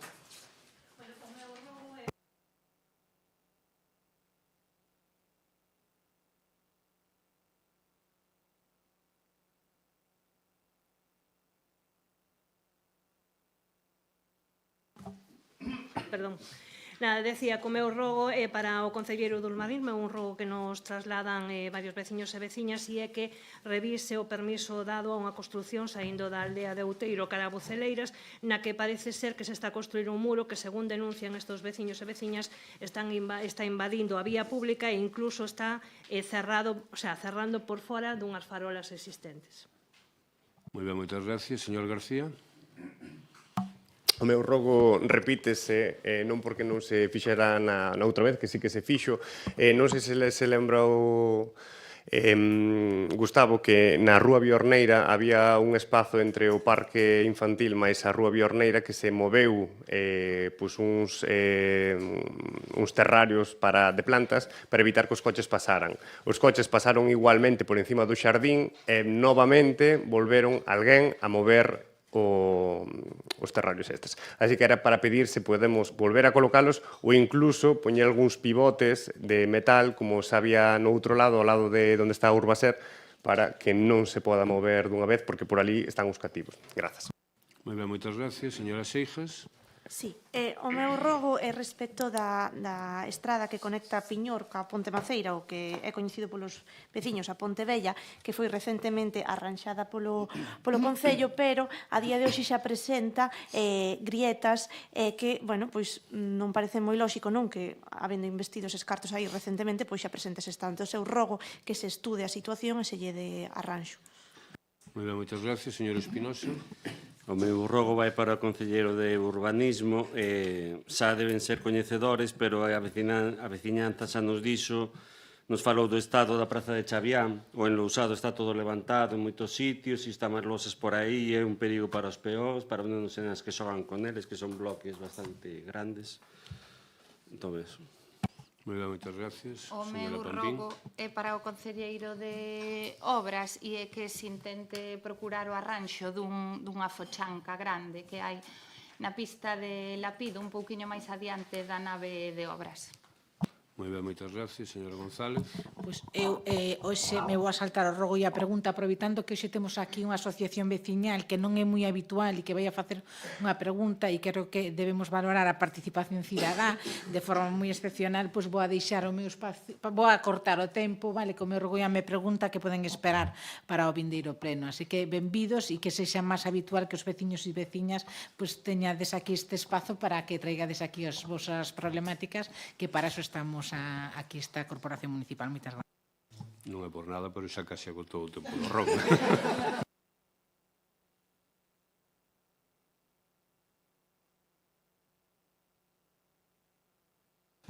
Señora Feijóo. A miña pregunta é que por acordo de Xunta de Goberno do 22 de xaneiro deuselle a empresa que realizou a coberta do pabillón de Bertamiráns un prazo dun mes para realizar os traballos oportunos para subsanar as deficiencias que había, como son as goteiras e as filtracións. A miña pregunta é se xa se fixo o traballo, como está o tema. Pois mire, polo de agora non se pudo facer ningún traballo na cuberta porque, como ben pode observar, con este tempo que tuvemos non é posible. Xa se puxeron en contacto con unha empresa e en canto mellor un pouco tempo xa van ir a revisar. De todas maneiras, hai un informe do director de obra xa documentado e que xa se lle pasou previamente para que tiveran coñecemento. Señora González. Señora Pampín. A miña pregunta é para o concelleiro de Medio Ambiente, para Javi. Eu quería saber se ten constancia do proceder da empresa que se atopa na zona de Covas, de Talleres Barreiro, no lugar concretamente que antes se chamaba Loronxo e que agora se chama lugar da Igrexa, porque teñen ocupando zona pública, zona que non pertence ás instalacións do taller, coches medio abandonados, coches aos que lle falta unha roda ou están destrozados, así un pouquiño a modo de esguace, bueno, que está ocupando aí unha zona e non sabemos eso, se teñen constancia, e no caso de Tela, quería saber como están procedendo ao respecto. Moitas grazas. Ola, boa noite. De novo, non teño constancia. É certo que na urbanización de Pedra Dourada sí que se retirara un vehículo porque a veciñanza dali nos advertira que estaba ese vehículo abandonado, pero neste caso non teño constancia porque non houve ningún tipo de queixa. O que si faremos, bueno, pues será informar a Policía Local para que acuda e revise esa situación. Moi ben, moitas gracias. Señor Espinosa. A miña pregunta vai ao concelleiro de Obras se teñen pensado actuar aquí na Praza do Concello, por exemplo, poñendo todo o mesmo nivel ou tal, porque sí que houve un post complementario que ao final non se executou e agora poderíase actuar deixando a praza. Con estes días de choiva formáronse abundantes charcos aí, entón sí tiñan pensado actuar en breve. É unha das obras que é verdad que temos que efectuar. En breve non sei se vai a poder ser, porque tamén temos que mirar a problemática das raíces do árbol, que é o que está promovendo todo eso. Moitas gracias. Perdonen que me despistei, eu había unha pregunta por escrito. Se lles parece, deixámola en vez de facela ahora, facemos as preguntas orais e despois le vai por escrito. Señora Seijas. Sí, a miña pregunta é que, bueno, temos constancia de que a xente de Agrón e de Lens ten problemas coa señal da televisión, entón, bueno, eles comentan que cando chaman a Retegal, non, que é a empresa que leva o tema do mantemento, pois como que hai un pouco unha pelota en que eles lle botan a culpa ao Concello e o Concello pois botalle a culpa a eles porque din que é o Concello quen ten que ir mirar se hai, digamos, si hai corriente, non, e despois eles actuar. Entón, bueno, eu quería saber que se vai a facer, non, para intentar solucionar esta problemática. Señor, contesta vostede. A ver, temos unha problemática cos repetidores da televisión, que uns son municipais e outros non. Cando non son municipais, como é o caso destes dous, nós o que vamos a comprobar é que a liña eléctrica este totalmente correcta, que esa luz, digamos, no repetidor, e despois, efectivamente, avisamos a Retegal. Pero hai outro problema añadido, porque Retegal sempre pide que canales non se ven, por iso pide que algún veciño chame sempre, porque non é o mesmo que non se vexa X canal que X outro. Señor García. A miña pregunta vai un pouco ao fío do rogo. Concretamente, varios veciños mandaron a través da canle de WhatsApp do Concello o meu rogo, de que había coches pasando por encima do parque e que se movera xa esa macetera. E era para saber se está funcionando correctamente a canle de WhatsApp ou se hai que facelo a través de outros métodos. Obrigado. Funciona con problemas ás veces coa chegada de mensaxes, pero, bueno, funciona habitualmente. O que pasa que tamén xa se avisa e xa se indica, moitas veces hai, en función das horas que mandan as mensaxes, que non se contestan automáticamente porque chegan mensaxes a distintas horas do día e da noite, entonces non sempre está as persoas que controlan o WhatsApp para responder no momento.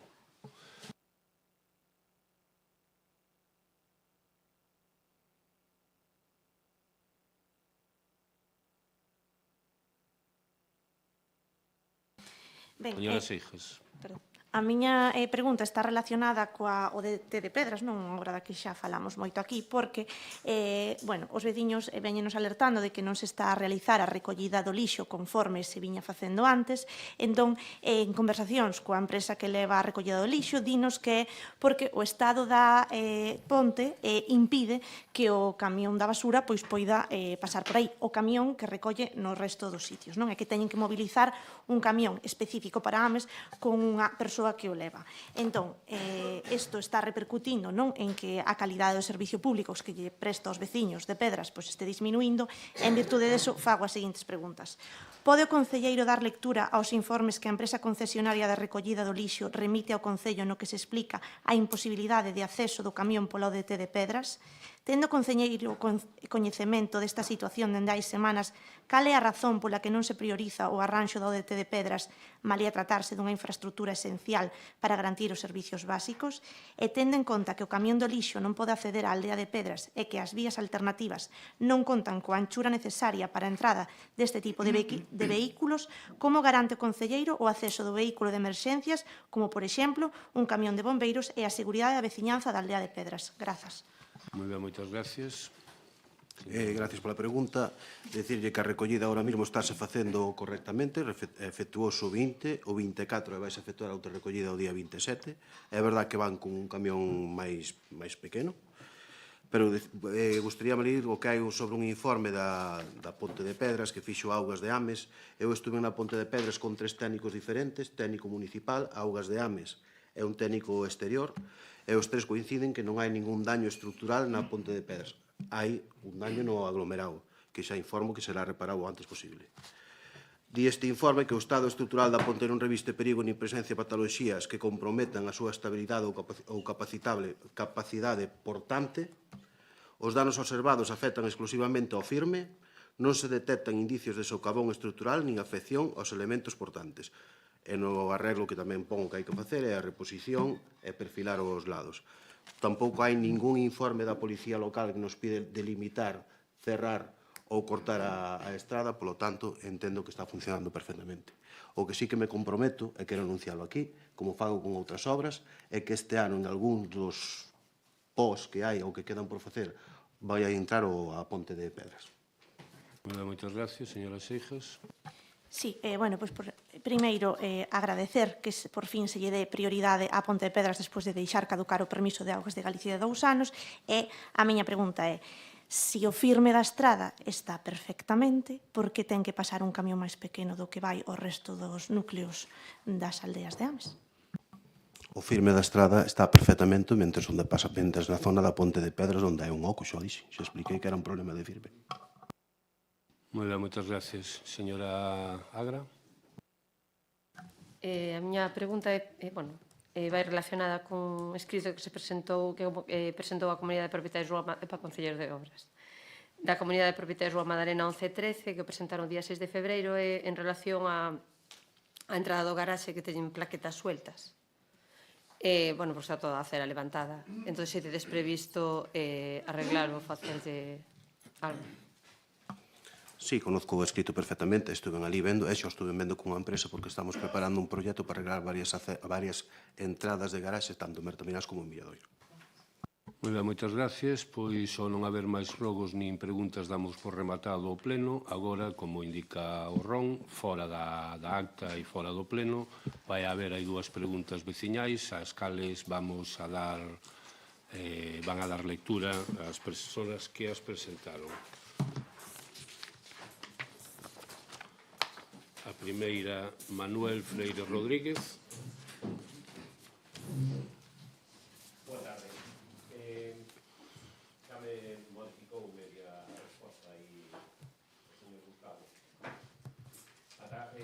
Cando río a auga leva, e nunca viño visto. Ata agora viñamos os plenos coa esperanza de que en algún deles se tomara a decisión de arranxar a Ponte de Pedras, aínda que só fose para garantir a seguridade veciñal.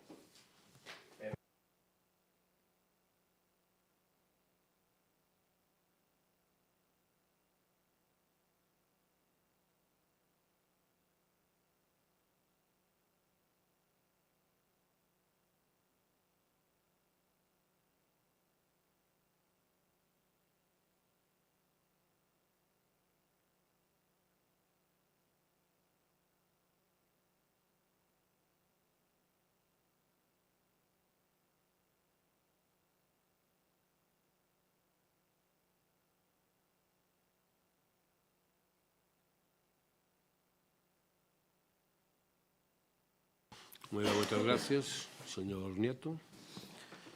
Moitas gracias por presentar a súa pregunta.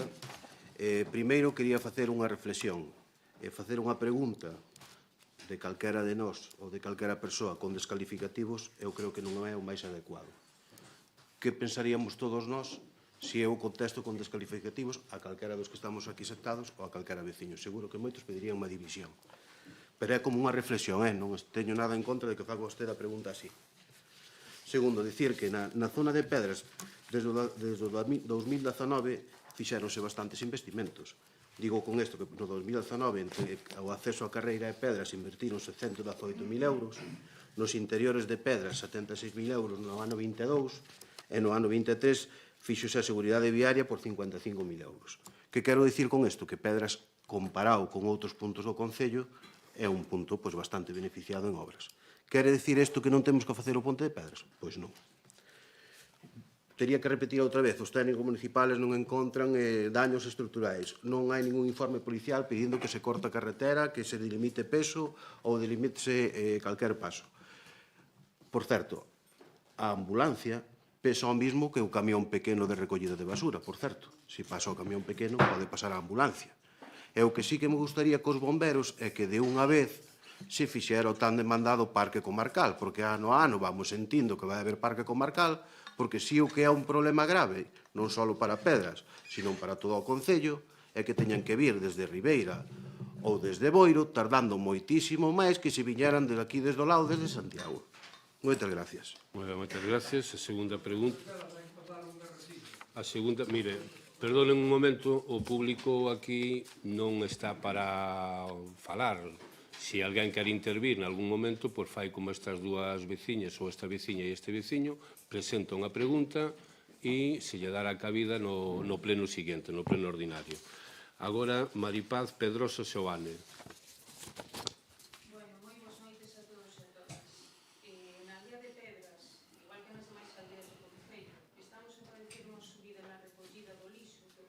casos ronda o 300%.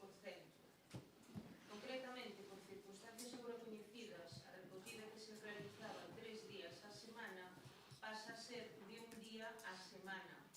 Como esta situación non vai ser curta no tempo, xa que ainda que se poña solución de inmediato vendo outros arranxos executados polo Concello, nos que pasaron meses ata que se solucionaron, como por exemplo a baranda da Ponte de Covas, farolas rotas por vehículos, cables caídos na rúa, o quitamedos de Castelo, etc.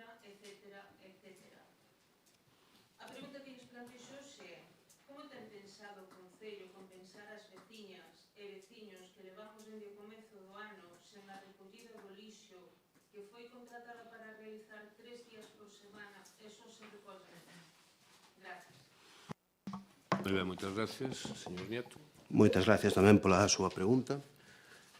Mire, a taxa do lixo foi aprobada en pleno cunha serie de bonificacións que están publicadas, que eu lles podo decir, como, por exemplo, un 15% por ter composteiro, outro 15% se utiliza o punto limpio. Tamén me gustaría recordar que o Concello bonifica indirectamente o 25% da taxa do lixo, porque esta taxa sube por unha lei do 22 que obriga a ter todas as taxas actualizadas no 25. E di que o que máis contamina máis pague, e ao mesmo tempo di que o que pagan as tasas teñen que cubrir o gasto do servicio. Por iso adaptamos a tasa. Polo tanto, se nós non adaptamos estes 900.000 a tasa e facemos nós cargo deles, o que estamos facendo é cubrir entre os 17.500 recibos que hai, 50 euros por cada casa.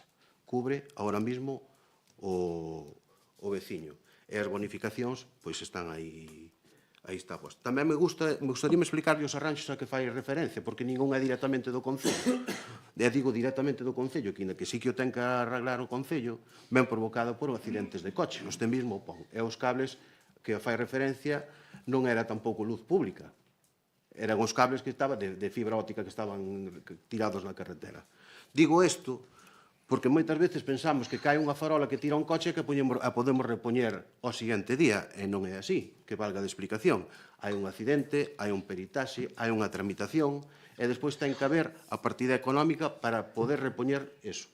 E ainda por encima, cando o seguro paga a farola, non entra no capítulo de gasto, entra no capítulo 3. Non repón o gasto que o Concello ten que poñer nesa farola. Digo por explicación, non por... Así que moitas gracias. Moi ben, moitas gracias. Pois agora damos por rematado o pleno. Moitas gracias a todas e a todos por acudir e boa noite.